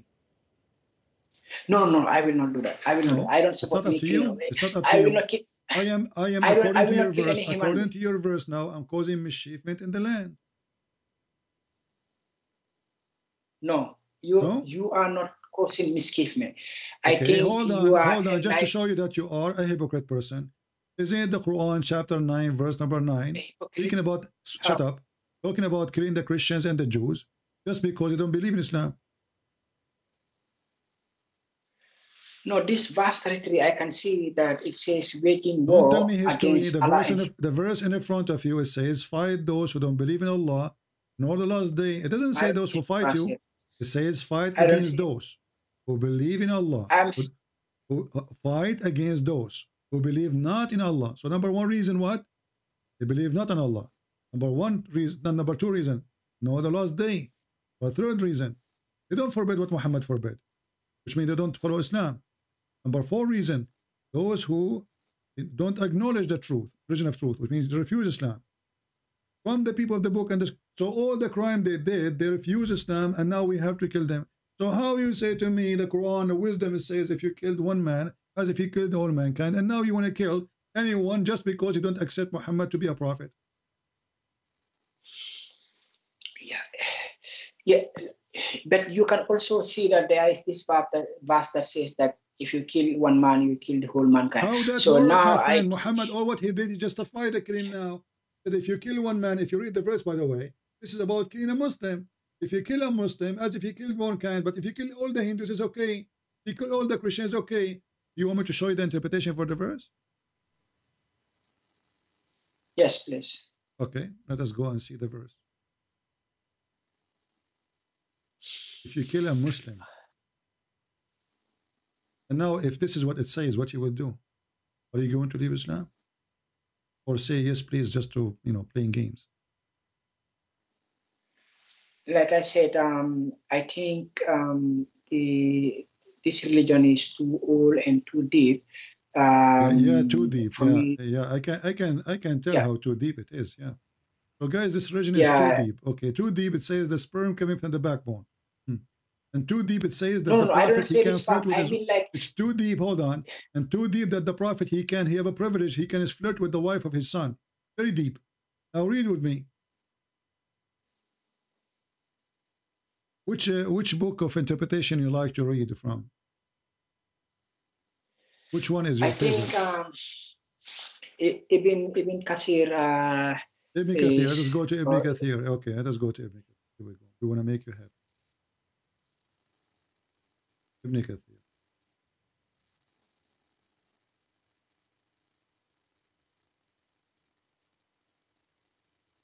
All right. This is Ibn Kathir. There is no Ibn Kathir. This is Al-Jalalain.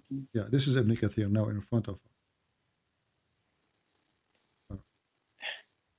The ayah states, whoever kill a soul without justification, such as in retaliation of a murder or causing of mischief in the earth, okay, as if he killed all mankind. And now we could go down. He continue more, he says.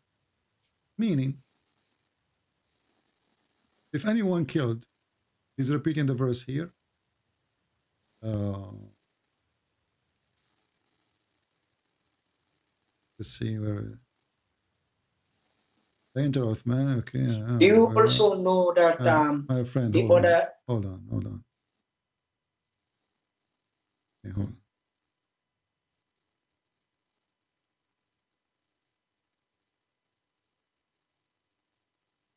Read it. It's about killing Muslims. If you kill Muslims, you are murdering. If you kill non-Muslims, this is only for Muslims. Read carefully. Whoever kills a soul that Allah forbid killing is just like the killing of all mankind. Sa'id ibn Jabir, oh, they will see it. He said, he who allow himself to shed the blood of a Muslim is the like who allow shedding the blood of all people. He who forbid the shedding the blood of one Muslim is like the one who forbid the shedding of the blood of all people. So this verse here, Muhammad is using it to not to kill Muslims, but we can kill Christians. Yeah, it's like whoever kills one soul that Allah has forbidden. One Muslim. It's for Muslims. You cannot kill No, but Muslims. you can say it's one soul. No problem, but the soul of a Muslim believer. Because Allah forbid you from killing a Muslim believer. So whoever kills a soul is forbidden by Allah to be killed. But there is other souls is not forbidden by Allah to be killed. Like the Christians, the Jews, the Hindus, the atheists, etc.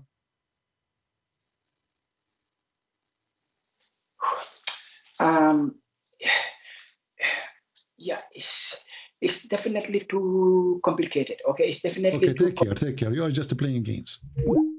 Yeah, it's complicated. And let me block you. Actually, I have no time for liars. It's complicated. Even this one is complicated.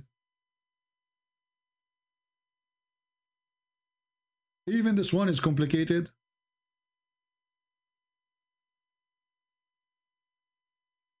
There is wisdom in the Quran. What is the wisdom? The sperm coming from the backbone of the man, and a sperm coming from the ribs of the women. And if you go to your wife, son, you're the son of your wife of your son, flirt with her. This is wisdom. This is wisdom, brother. Only Allah can come with such a wisdom.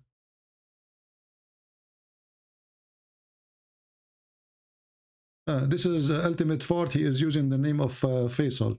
Hey Faisal, Ultimate Fart is using your name. He's texting me in Skype. Welcome to Nigeria.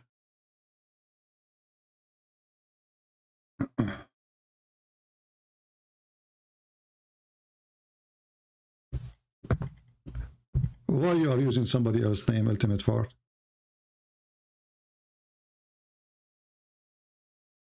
Ultimate Fart.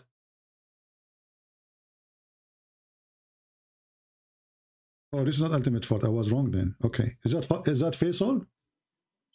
Yes, I am. All right, Mr. Faisal. How are you, my friend? I'm good. How are you? I thought somebody using your name. Okay.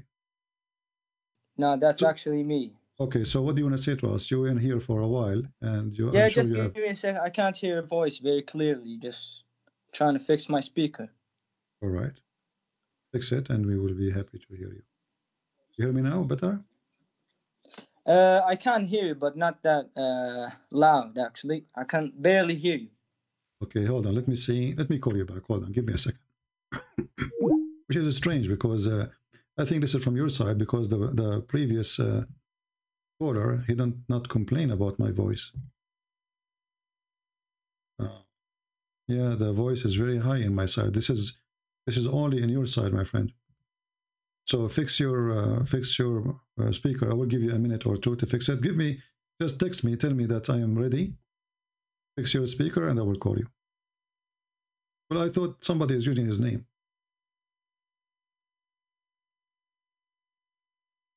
Call you now? Okay.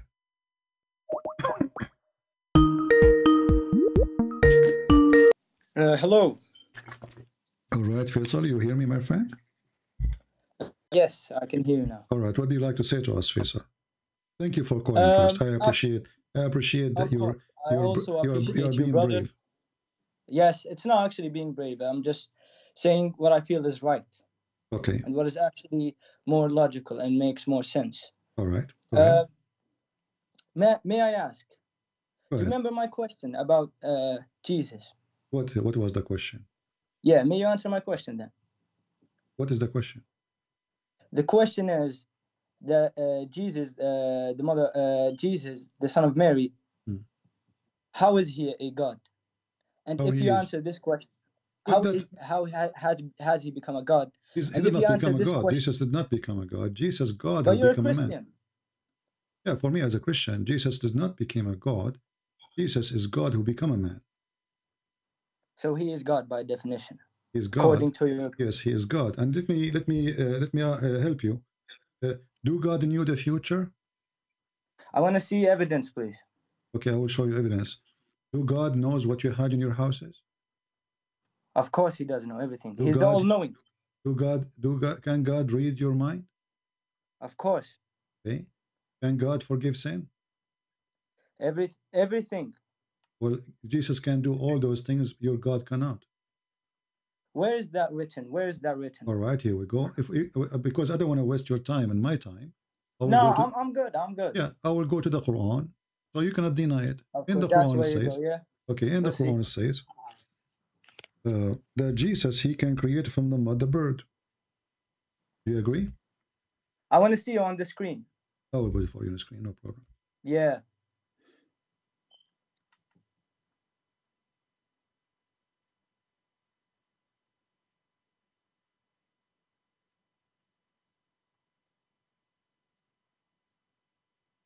chapter 349 and chapter 5110.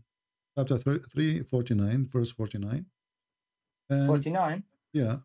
And chapter really? 5110. Let us go to 349 is a shorter. Okay. So here the verse confirm the following, that Jesus, he can create from the mud a bird and he can breathe into it. Of course he can. Let me tell you this. Okay. There are many prophets, right? Okay. Each prophet has his own miracle. God gives him miracles, such as Jesus. Muhammad had many miracles. Can Muhammad breathe into the mud and make it make the living bird? But why does he have to do that?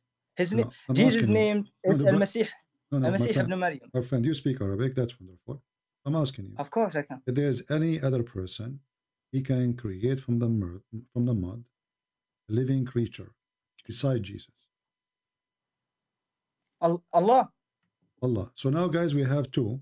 We have Allah and we have Jesus. Brother, do we agree on that? Brother, I'm not that dumb. Listen carefully. Allah gives his messengers miracles, and one of Jesus' miracles happened to be giving life to a bird and also healing some human beings. You just said that the one who gives life to the bird is Jesus.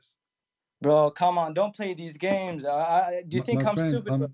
You're not stupid. You are smart. Did I use the word stupid? Because you are smart. Because you are smart. Hold on. Because you are smart. I'm trying to learn from you. I'm asking you. Who is the one who gave life to the bird? Is it Allah or Jesus? Allah. You speak Arabic. It says فَأَنْفُخُ فِيهِ. أنفخ فيه, yes. Okay, who is the one who breathed in the bird? Bro, okay, let me ask you this. Don't, please, hold on. See, you're in the corner. Who is the one who breathed? Who is the one who breathed into the mud and give it life? Is it Allah or Jesus? According to Allah's words, yes, Jesus. He gave him the so guys, Isa ibn Maryam. He gave him the miracle. He gave him the miracle. Okay, no problem. But the one who breathed, is Jesus, and you agree, correct? He's Isa, not Jesus. Okay, Isa, no problem, not Jesus. You agree. So, but don't you Muslim, you claim that this is Jesus? Sorry? Don't you Muslim claim that this is Jesus? You call him Jesus, but his real name is Isa ibn Maryam. His real name. Okay. Okay. So listen. Of course, everyone knows that. Okay. So the one who breathed is Jesus. You agreed, correct? Yeah, as a miracle. So from inside Jesus, life comes. Oh my God. How would people follow him if he doesn't have miracles? From inside, my friend, hold on. Let me talk, Faisal. Bro, that logically makes sense. So from inside the breed of Jesus, from the power of the breed of Jesus, there's life is created. Do you agree? Yeah. Okay. Can Allah do the same? Of course he can. He created everything. Prove it. What do you mean prove it? Well, now we have a clear proof that Jesus can do that. It is your time to tell me how Allah can do what Jesus can do. Allah cannot do. Prove it. Go ahead. وَيَخْلُقُ مَا لَا تَعْلَمُونَ. This is a statement mean nothing. Allah, He create what you do not. What do you mean? It's under Quran. No, I want you to prove to me that Allah can create anything. Can you prove to me that Allah can? I'm telling you now. No. وَيَخْلُقُ مَا لَا تَعْلَمُونَ. No. It doesn't say translate. People will love. Translate. No, you cannot translate. disagree. Okay, it's written there. Translate. People will love. No, I can't translate it because I don't know how to say it. Why you cannot? You speak English very well. No, I don't. No, actually, I cannot translate this part.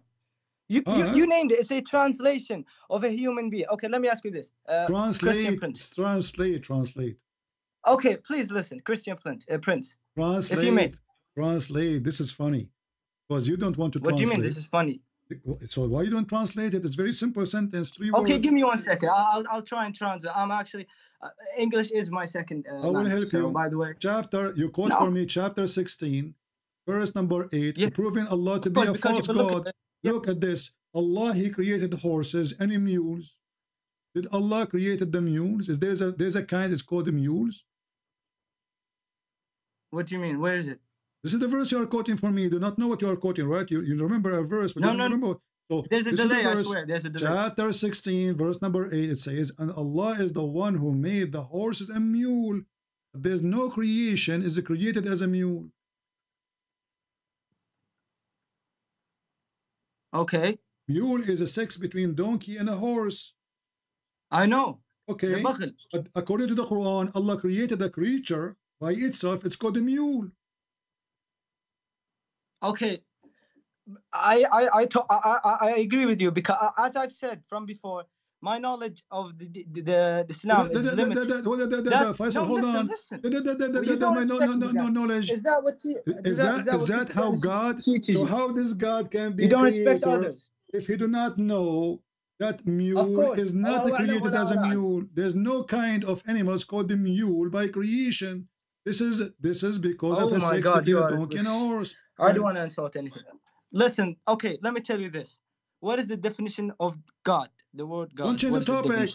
Already you answer. I just showed you that Jesus. I just showed you that Jesus can breathe into the mud and he make it a living bird. So right now, as we speak, there's birds flying in the sky made by Jesus. Your God, Allah, he think he created the mule. Beautiful. That was a miracle. How is it a miracle? How this is a miracle? God did not create a mule. Oh my God, he's talking over me. God did not create a mule. God created horse, yes. My God, can you hear me? Okay, I understand you and I admire what you said, but can you listen to me? I'm listening. Okay. Musa alayhi salam. Moses. Do you know him by any chance? No, I do not know him. Have you read about him? No. Are you playing games with me or no? I'm taking this seriously. When you say Musas, you speak about different person. In your Muslims, you have a Musas who went to find the fountain of youth. Is that the same Musas you are talking about? Which Musas you are talking about? This is the problem. You know what's the problem? Is that you don't believe what I'm saying because it's not on the Bible. Okay, let me ask you this. No, it's not because in the Bible. It's because in the Quran you have different. You are the one who said to me, his name is Isa, and not Jesus, correct? So you have different person. You Muslims, you are Islam is it's his name. It's his. Come on, bro. It's his name. No, my friend. Isa is the son of Maryam, which is the sister of Aaron, which is the daughter of Imran. Isn't it the Quran says, because your prophet is a false prophet, he said that Mary is the sister of Aaron. Why are you talking to a guy who has nothing to do with this? Like, why are you insulting aren't you a Muslim person who? And this is why you are calling me? What kind of God? No, you do not know what kind of God he think that Isa, which is Isa, is the same Jesus, which is the son of Maryam. This is different Maryam. Maryam, the sister of Aaron, is not Maryam, the sister, the mother of Jesus. And your God, he think that Maryam, she is the daughter of Imran, but Imran is the father of Aaron and the father of Musa. Maryam is Mary. Maryam is Mary. Maryam, the name in Arabic is because Maryam. You changed it.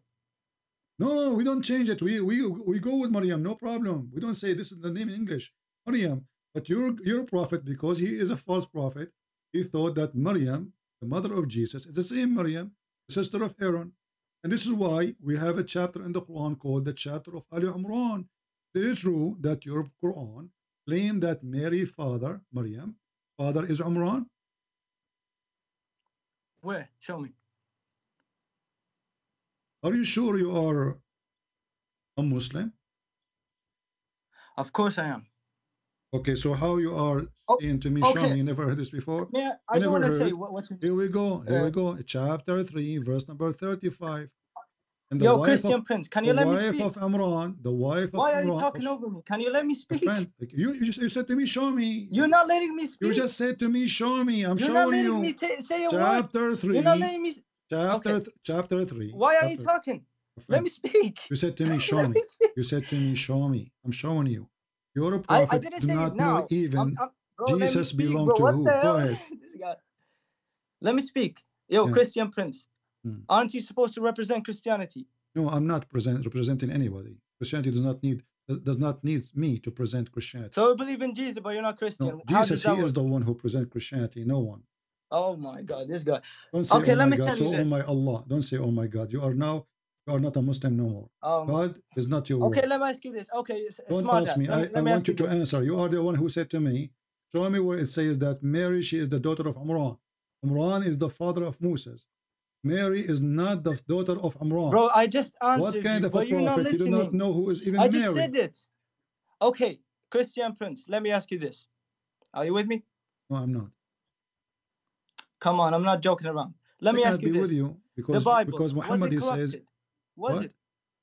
The Bible, was it corrupted by men? Oh, you believe the Bible is corrupted? Yeah, of course. Well, I'm asking you this question now. What I'm saying, my answer is irrelevant to yours. Was the Bible corrupted? Yes or no? That's a wonderful statement, my friend. The Quran says the Bible never be corrupted. Are you accusing Muhammad to be a fraud? How many verses are there in the Bible? Are you accusing Muhammad to be a fraud? Oh my God! Well, Don't how say, many oh my verses God, are there so, in the, oh my Allah. Of course, because the original Bible was corrupted. Therefore, and there so are four how the different Quran, Bibles, so how and the the Quran, authors are unknown. So how the Quran, the verse in front of you says, confirm what is with them. How it's confirmed what is with us, and then it is corrupted. So okay, Christian Prince, you're saying that there's corruption in the Quran. No, my friend, answer the question. Yeah. You just say that the Bible is corrupted. So how the Quran confirmed the book which is with us?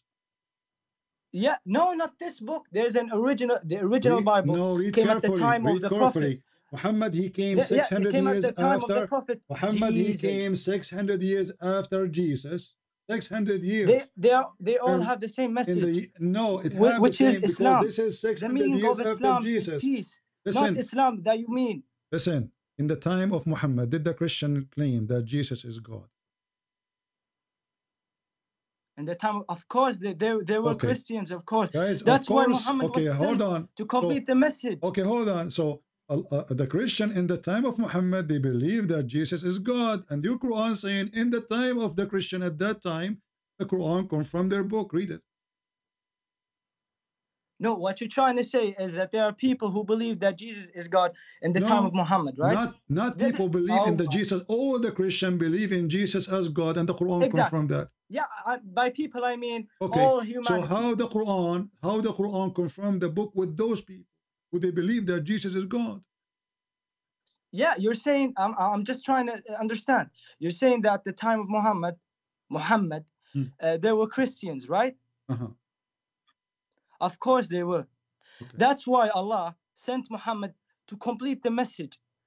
That's why Muhammad is the last topic messenger. Now. You say that the Bible is corrupted. Topics? You said the Bible is corrupted. You said the Bible is corrupted, correct? I said it is corrupted, actually. Okay. And so the authors are unknown. So how the Quran saying, I believe, I confirm the book is with them? The original Bible, my brother. But this is what was with them. This is in the time of Muhammad. So the Christian, they have the original Bible. Because it was corrupted. Four different Bibles was corrupted. The author is unknown. Unknown. No, we know that. That's why Muhammad came. It is you who do not know. Was the Quran hold on. 1400 You are saying unknown. You see, you are trying to run away from the topic. You are trying to run away from the topic. Hold on. Let me ask you. The Quran today you are reciting, where we can find it? Sorry, I couldn't hear you. The Quran today you are reciting, where we can find that Quran? What do you mean? Quran, this Quran in front of us. Where we can find there's one Quran. There's no other version. No, you are lying. You are lying. Your prophet, he received. You're lying. Your prophet, he received 7 Quran. Who told you that? He told me. Bro, are you just fucking around or talking? Don't use bad language. I will hang up on you. Read it. Your prophet told me. Here we go. I'm sorry. I'm a sinner. Okay, the Quran. I did some sins. Allah he sent the Quran, 7 Quran. And Muhammad, he asked for 7 because the Muslims, according to him, they are stupid. 1 Quran, they cannot handle it. So he asked for 7. They can't understand 1 Quran. So he wanted 7 Quran because Muslims are stupid. And the proof in front of you. Read it. So now you're being racist towards Muslims. Is that how Christianity represents? Is a Muslim a race or religion? Wow. Is a Muslim a race? You're saying Muslims. Okay, Muslims bro, are... You're Arabic. I know you understand me, bro. Don't be... friend, I understand. I know you understand me. You are the one who said that Christians are najis. Filthy kuffar. Where is it? Animals in the Quran. In the Quran. Show me the proof then. Where in Arabic and in English for the viewers. You see, you jump like a monkey from a place to place. Even monkeys are Muslims in Islam. Of course, you're a nice racist. Continue on that work. Okay, yeah? so are you saying now? Jesus. Are you saying that monkeys are not Muslims? Monkeys are animals, brother. What are you talking about? Okay, here we go. This is the hadith about a monkey. She committed adultery, and the Muslim monkeys, they stone her. Read it. Where? Here we go in front of you. No. I want to see it in Arabic. I want to see it in the original. What do you mean? Yeah, I'm going to show you in Arabic. Okay, you want to see it in Arabic? Of course. Okay. This, here we go. Here we go. This is in Arabic. Read it and translate. Wait, there's a delay. Wait, it's showing me something. Wait. It's in front of you. Yeah. No, it's showing me the English one. Okay, it's going to come to you in Arabic. I want you to read and translate to everybody. By the way, Christy Prince, I respect you. Don't get me wrong. It's okay. Read for us. Read for us. Save your respect. Let me just see. Where is it? I swear I can't see. I'm just seeing the English. Oh, your screen is too small. It's shrunk. No, it's big now. I can. Yeah, now I can see. This one, حدثنا نعيم. Yes, read it in Arabic and translate. Go ahead.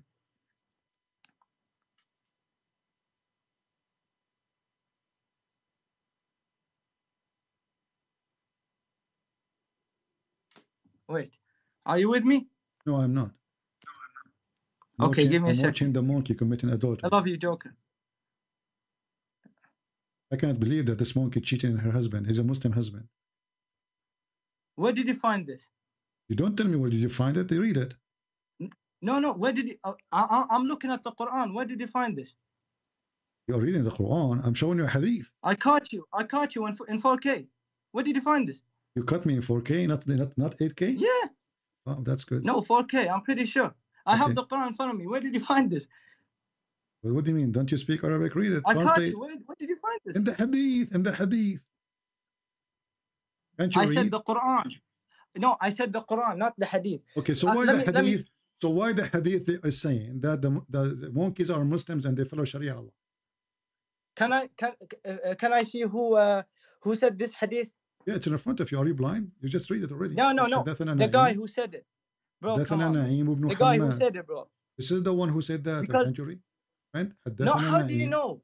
How do you know? Is it Sahih Bukhari, Muslim? Let me know. This is da'if hadith. What you can do now? Da'if. This is like any other word, any other text. So da'if, I can't see who it's said rejected this text. because it's da'if, right? Yeah, it is da'if because there's not. Well, no, it's not da'if. Who said it? No, so if it's Sahih al-Bukhari, you accept it? It is not you who decide. So if it's brother, it is not you who decide. So only you accept it from Sahih Bukhari or Sahih Muslim. Of course, if it's from Muhammad's companions, okay, here we go. And through generations and through other generations, that's how I believe. Okay, it's Sahih al-Bukhari. Watch it. Look, it's Sahih al-Bukhari. You said you accepted it as Sahih al-Bukhari. Read it. This is Sahih al-Bukhari. No, I want to see. Hadith number 3849 al-Bukhari. There's a delay again. But you can do monkeys, it's hard to put them in front of the camera. Bro, come on, you know that's not true. It's al-Bukhari, read it. You said to me you accept al-Bukhari a second ago. It's al-Bukhari.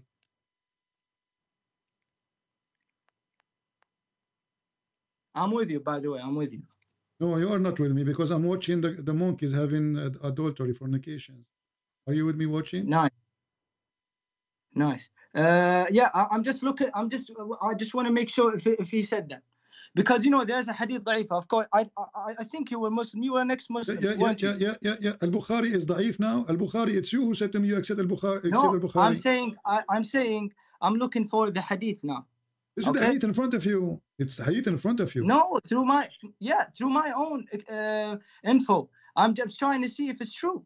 If it's hadith da'if or not. Why? How it's going to be da'if? It's in Al-Bukhari. Okay, is that how you're gonna play? You're just gonna talk over me and say, if it's Al-Bukhari, you accept. It's you who said that. If it's Al-Bukhari, you accept it. If it's not, you will not. Yeah, but don't you know there's something called hadith da'if? But Al-Bukhari have da'if too. There's weak hadiths. By the way, guys, there's weak hadiths. Okay, hold on. This is in the Quran too. Here we go. What you will do now? You will say to me, weak Quran? Okay, do you want me to tell you my answer? Don't tell me your answer now. I want you to read the Quran because now you will say to me. Now you will say to me. Now you will say to me the Quran is weak. Here we go. This is the chapter 6, the chapter of animals. Even the chapter name is the chapter of animals. The chapter of animals. Christian, all the animals are believers, and Allah sent them Quran. Are you gonna talk over me? I'm trying to answer. You are the one who said this is not true. No, it's in the Quran too. Yeah, Christian Prince. Let me answer. Okay. Okay. What I'm saying is, I don't know. I cannot say anything that I don't that I think I know about. When I don't know this, when I don't know about this hadith, I cannot tell you. Oh yeah, I know. When I don't actually. What about know, the Quran? That's why I'm not gonna talk about it. The Quran says our enemies are believers, and they are sent books. Oh, you're talking over. You weren't listening. Nice. Yeah. Where is it? There's not an animal. Yeah. Yeah. Show me in Arabic. Okay, here we go. In Arabic. Well, can I tell you something? No, don't tell me something. Read first. Yeah. After we read this, I'm gonna give you something on your Bible. So you try to escape from the madness. No, I'm not trying to escape. I told you, and even in chat, I said if there's something I don't know, I'm not gonna talk about it. That's how I'm gonna say it. But why you call me racist when I say this is the Quran? The Muhammad, he said I need. No, you said you Muslims. Come on, bro. You know that more than me. You're Arabic. Are you Arabic or no? No, I am Chinese. Bro, I can tell it from your accent, bro. You're Arabic. You were talking Arabic, bro. I'm black, blonde, African, yes, you are American, Arabic, bro. China. You're even talking about other countries. Come on, bro. I'm not that dumb. I don't even speak Arabic, as you see. You just spoke Arabic, bro. I did not. Prove it. Oh, you're also a liar. So why Muslims are making videos saying Christian Prince don't speak Arabic? Bro, you just talked to me. You just talked to me when I said my name.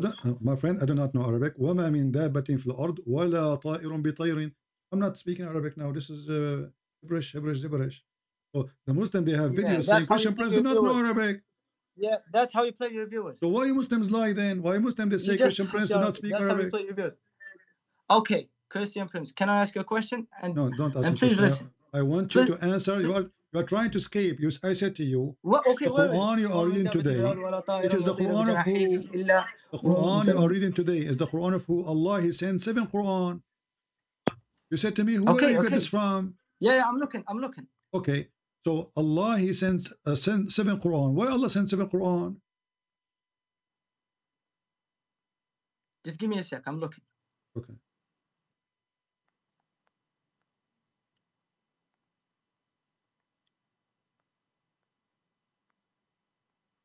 Okay.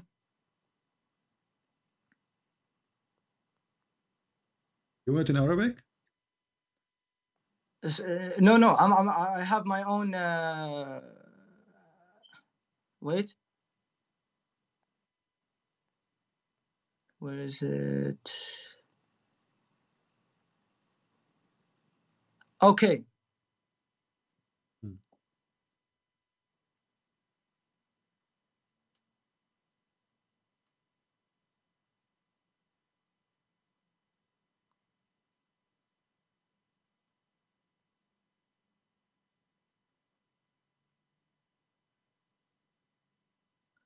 I have the answer, but I only can say in Arabic. I'm sorry.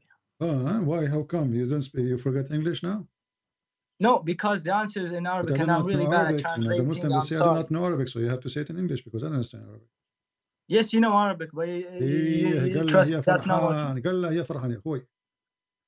We speak here in English. All the audience, I have 1,400 people listening. Nobody speaks Arabic.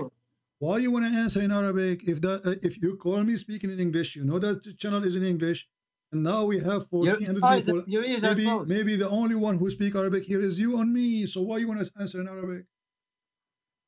No, because you can you're better than me at English. No, you speak good English. Go ahead. Don't worry. Don't worry about your English. Go ahead. Translate. Tell us what you want. Okay. What do you think? You want my answer? Yeah. I do not know about this one. This is an answer. I do not know. Okay. Now, yes. So now, each time I show you something, you say I do not know about this. So you Muslim, you lie to us. You say we have Quran. Yeah. And the Quran is preserved. Okay. Then we ask you, what is the 7th Quran? You say I do not know. Okay, where is the whole Quran? Okay, hold on. Yes, the Holy Bible. Which one? 1, 2, 3, 4. I don't know which one. Yeah. Okay, the Holy Bible is confirming the Quran. The original. Okay, we don't want to go to that. Let me tell you this is the one we have. This is the only one we have. Yeah, let me tell you this. So, do you know the story about King James? So, listen, Abdul. When a Muslim, my God. now I listen. When a Muslim, it's my turn. when a Muslim. It's a conversation. It's my turn. I should talk as well. Your turn since the beginning. You are the one who called me. You are the one who started the topic. I told you the one answer. who chose the topic, and now you are saying to me it's my turn. No, it's not your turn. You are changed. You are trying to escape. No, but okay. Now you said to me you do not know about this. Now you know, so you have no excuse. Okay, so there's 7 That's Quran. my answer. There's 7 No, Quran. I said I know it in Arabic, but I cannot explain it in English. I'm sorry, I don't know. Quran? Brother, where is the I answered you. I said I do not know. No. Allahu a'lam wa ana la a'lam. What do you mean Allahu a'lam? So your prophet did lie?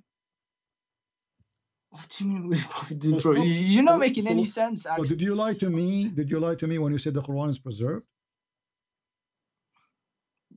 Oh my God.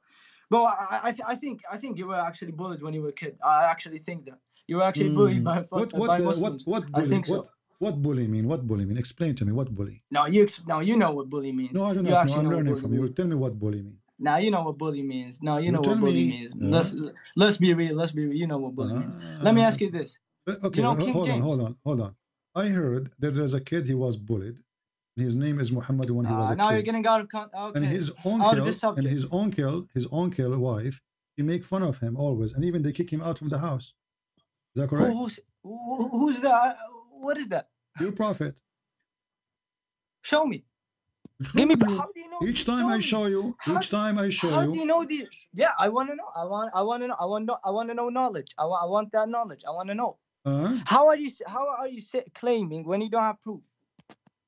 Okay, let us go. And by the way, if it is written, it's called ibtila. Okay. Here we go. Okay, I'm answering you. It's called ibtila. Okay, listen. It's called ibtila. Every messenger has to struggle.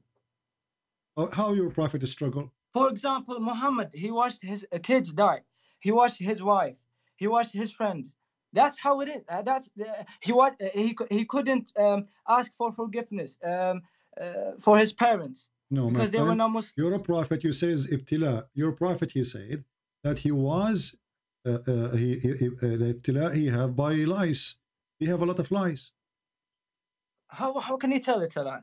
Let me ask you this. The prophet says so. What's wrong with you? Are you against your prophet, Faisal? Are you insulting your prophet? Okay, I told you, if something I don't know about, I'm not going to answer because I don't know. Okay, my friend. Did your prophet have a problem? The problem was lies.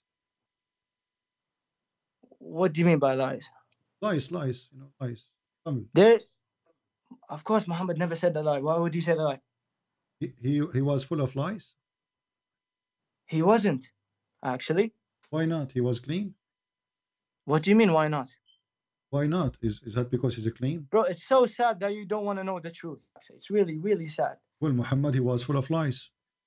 No, it's really sad that you don't want to know the truth. No, I am the one who's showing you the truth, and you are the one who do not know the truth. Do you know why? Because you're talking over me, and you're not giving me a chance. That's why it's really sad. Yeah. Well, my friend, it's very sad. It's very sad. It's very sad. I'm asking you, did your prophet, did your prophet full of lies? Was full of lies or not? What? Did your prophet, he was full of lies, yes or not? I just answered it like 100 times, no. Okay. So why the hadith says that there's women, they used to take lies from the head of Muhammad? Oh my God. That's why I can't answer you, bro. Why you can't answer? Because you're giving me weak hadith, and more so, I don't know the answer. How you know they are weak hadith? How you know they are weak hadith? And because it didn't come through his companions. So the hadith came from who? There are some at the time of the Prophet. There are some companions who didn't listen to Muhammad but believed that he said this and that. Okay. But what we believe in, that Muhammad, when something happens, and Muhammad explains, his companions write it down and tell it to others through generations and generations to come, and then that's how it works. That's how you find a strong hadith. Okay. Okay. So, but this is confirmed hadith that the Prophet used to be full of lies. What we would do according now. to your website. Yeah. According to the website. What do you mean according to the website? Are you Muslim making fake website? Bro, you're not making any sense. Oh my. Okay, let me ask you this. My friend, I'm not the one who's making that sense or not. This is your Muslims. Okay, us Muslims. Yeah, us Muslims. Let me ask you this. May I ask you this question? King James. So your prophet, you know King James. Was he full of lies or not? Why are you running? Why are you running from this question? One. Let me ask. Why?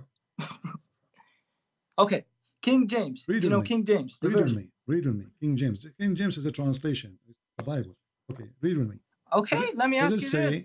Does it say that there's a woman? Her name is Haram.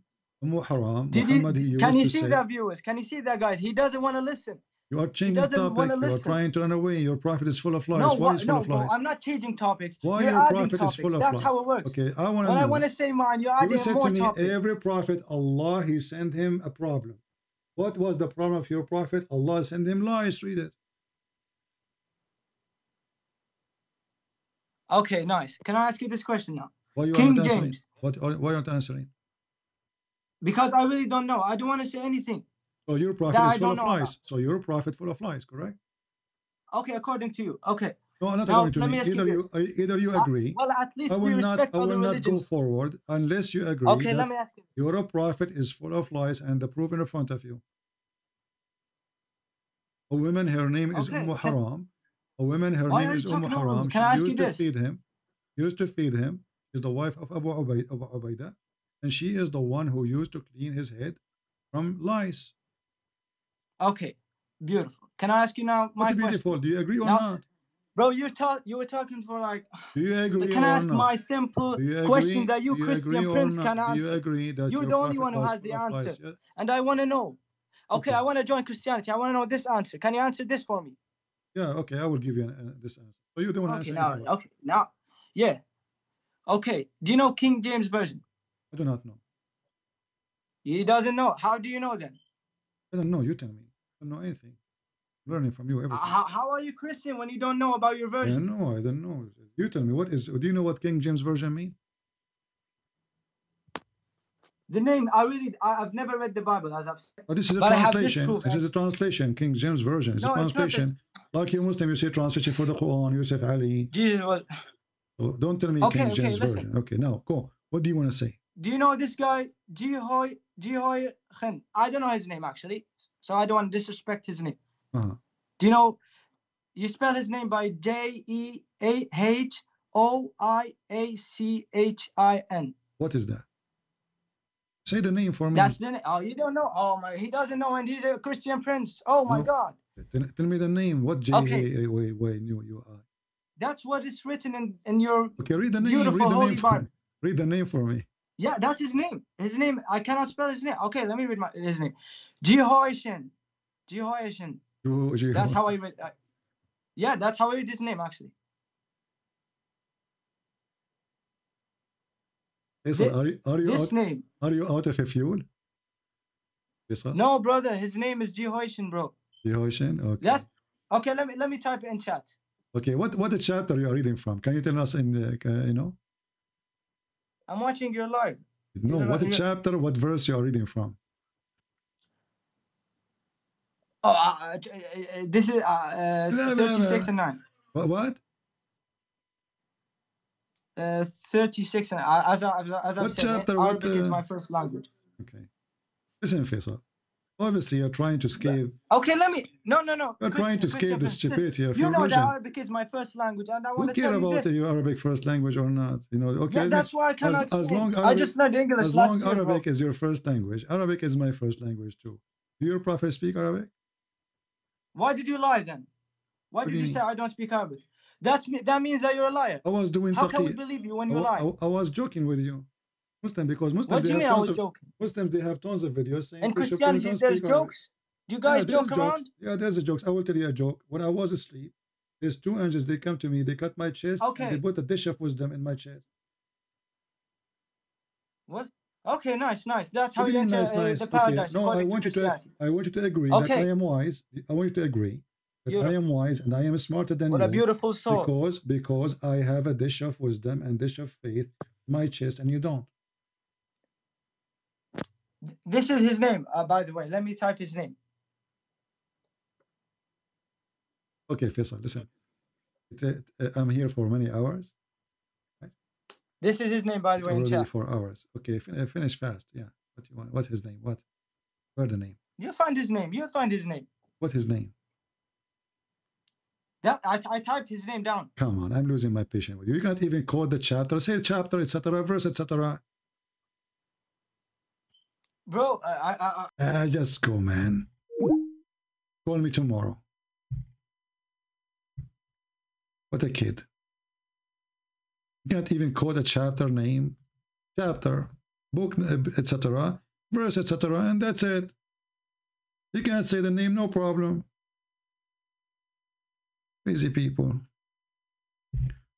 Anyway, guys, I cannot stay longer because I have a lot of lies. I'm a very clean person.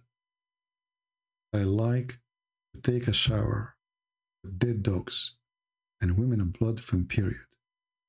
And the reason I take that shower with dead dogs and women in blood from periods and garbage because it is against Corona. This is the way to fight Corona, brother. Dead dogs, women blood from period, and garbage. You put them in the bathtub. You mix them together. Be sure that the water becomes stinky. Then you jump. After you jump, you have to be sure that you are covered totally by the holy water, which is containing dead dogs, stinking things, and women blood from period. Now here, you will notice that women, they are very useful. Even their period can be a medicine. The Prophet, he don't do things unless Allah told him. So when he jumped in the stinking things, as the translation says, he didn't see any stinking because he was more stinky than the stinky. For him, it was so clean. The smell is so good because he stink more. This is the only way we can explain it. Because how in the world a person, he jump in a stinky, but he don't see the stinky. He see it as a clean. And as you see, he says, it's a pure. And nothing make it impure. They said to him, "O Messenger of Allah, are you performing wudu from the well which the body of dogs and menstrual rags and garbage are thrown in it?" He said, idiots. Pink Panther. Water is always pure and nothing make it impure. In case you are wondering how big this water is, it was in the size of a jacuzzi. And it's not a well, it is a dry well where water from sewage come to it. This is Muhammad, which is Faisal trying to defend. Now he is worried about King James Version, which is translation, but yet he cannot even quote the name. And when he want, he speak Arabic. When he want, he don't want to speak in Arabic. And when he want, he can speak English. When he want, he don't want to speak in English. This is exactly what Allah made out of them. And when you say stupid, he say, are you saying you're being racist? Muslim, they call us pigs, monkeys, animals, worst of the creatures, dirty, filthy, whatever. And then the second you say stupid, are you being racist? They play victims. They love to play victims. Nobody insult as much as Muslims do. All Islam is insult. Insult to the Hindus, to the atheists, to the Christians, to the Jews. The second you put them in their place, they play victims. It doesn't work with me. Anyway, Faisal is welcome to call me again, maybe tomorrow if we go live on air. Guys, I have to go. It's already 4 hours. Did we have a good time? If you think we have a good job for today, as usual, don't forget to make a comment, because comment can bring more people and can force YouTube to suggest our channel for others to watch. Don't forget to give a like. Don't forget to do a simple thing. I give from my life long hours. My knee is hurting from sitting and bending my knee for the last 4 hours. It take you only a comment. Say something about something you heard. If you cannot do that, you need to ask yourself, what is the purpose of you to exist, or why you are even here? All of this we are doing for the glory of the Lord. So more and more will leave Islam. Anyone will listen to this, he will die laughing at this cult. And now I have to go, excuse me, because I saw a monkey fornicating against the knowledge of her husband. Her husband he did not know. The poor guy, he is Mr. Chimpanzee. He is decent. He is praying to Allah. And she don't know that this will hurt him badly. She knew for sure. She is an evil female monkey. May Allah curse her.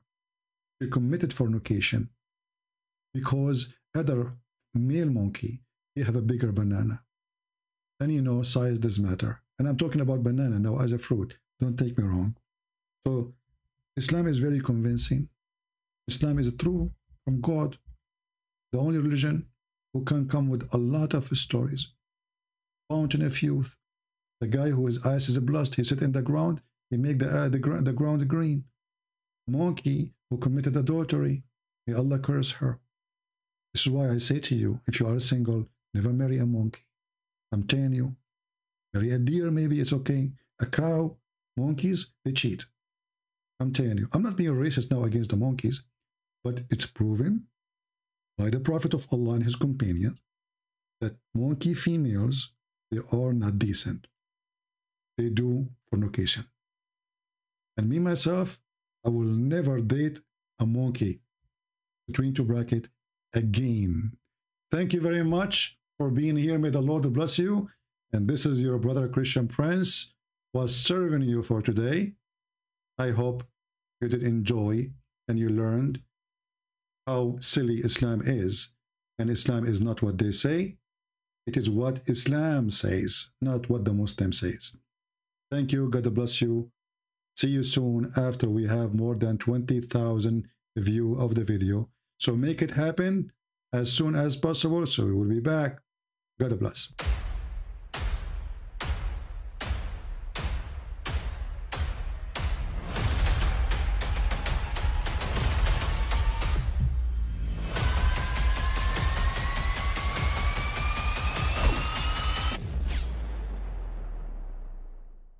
But I mean, again, he doesn't know who Gabriel is, right?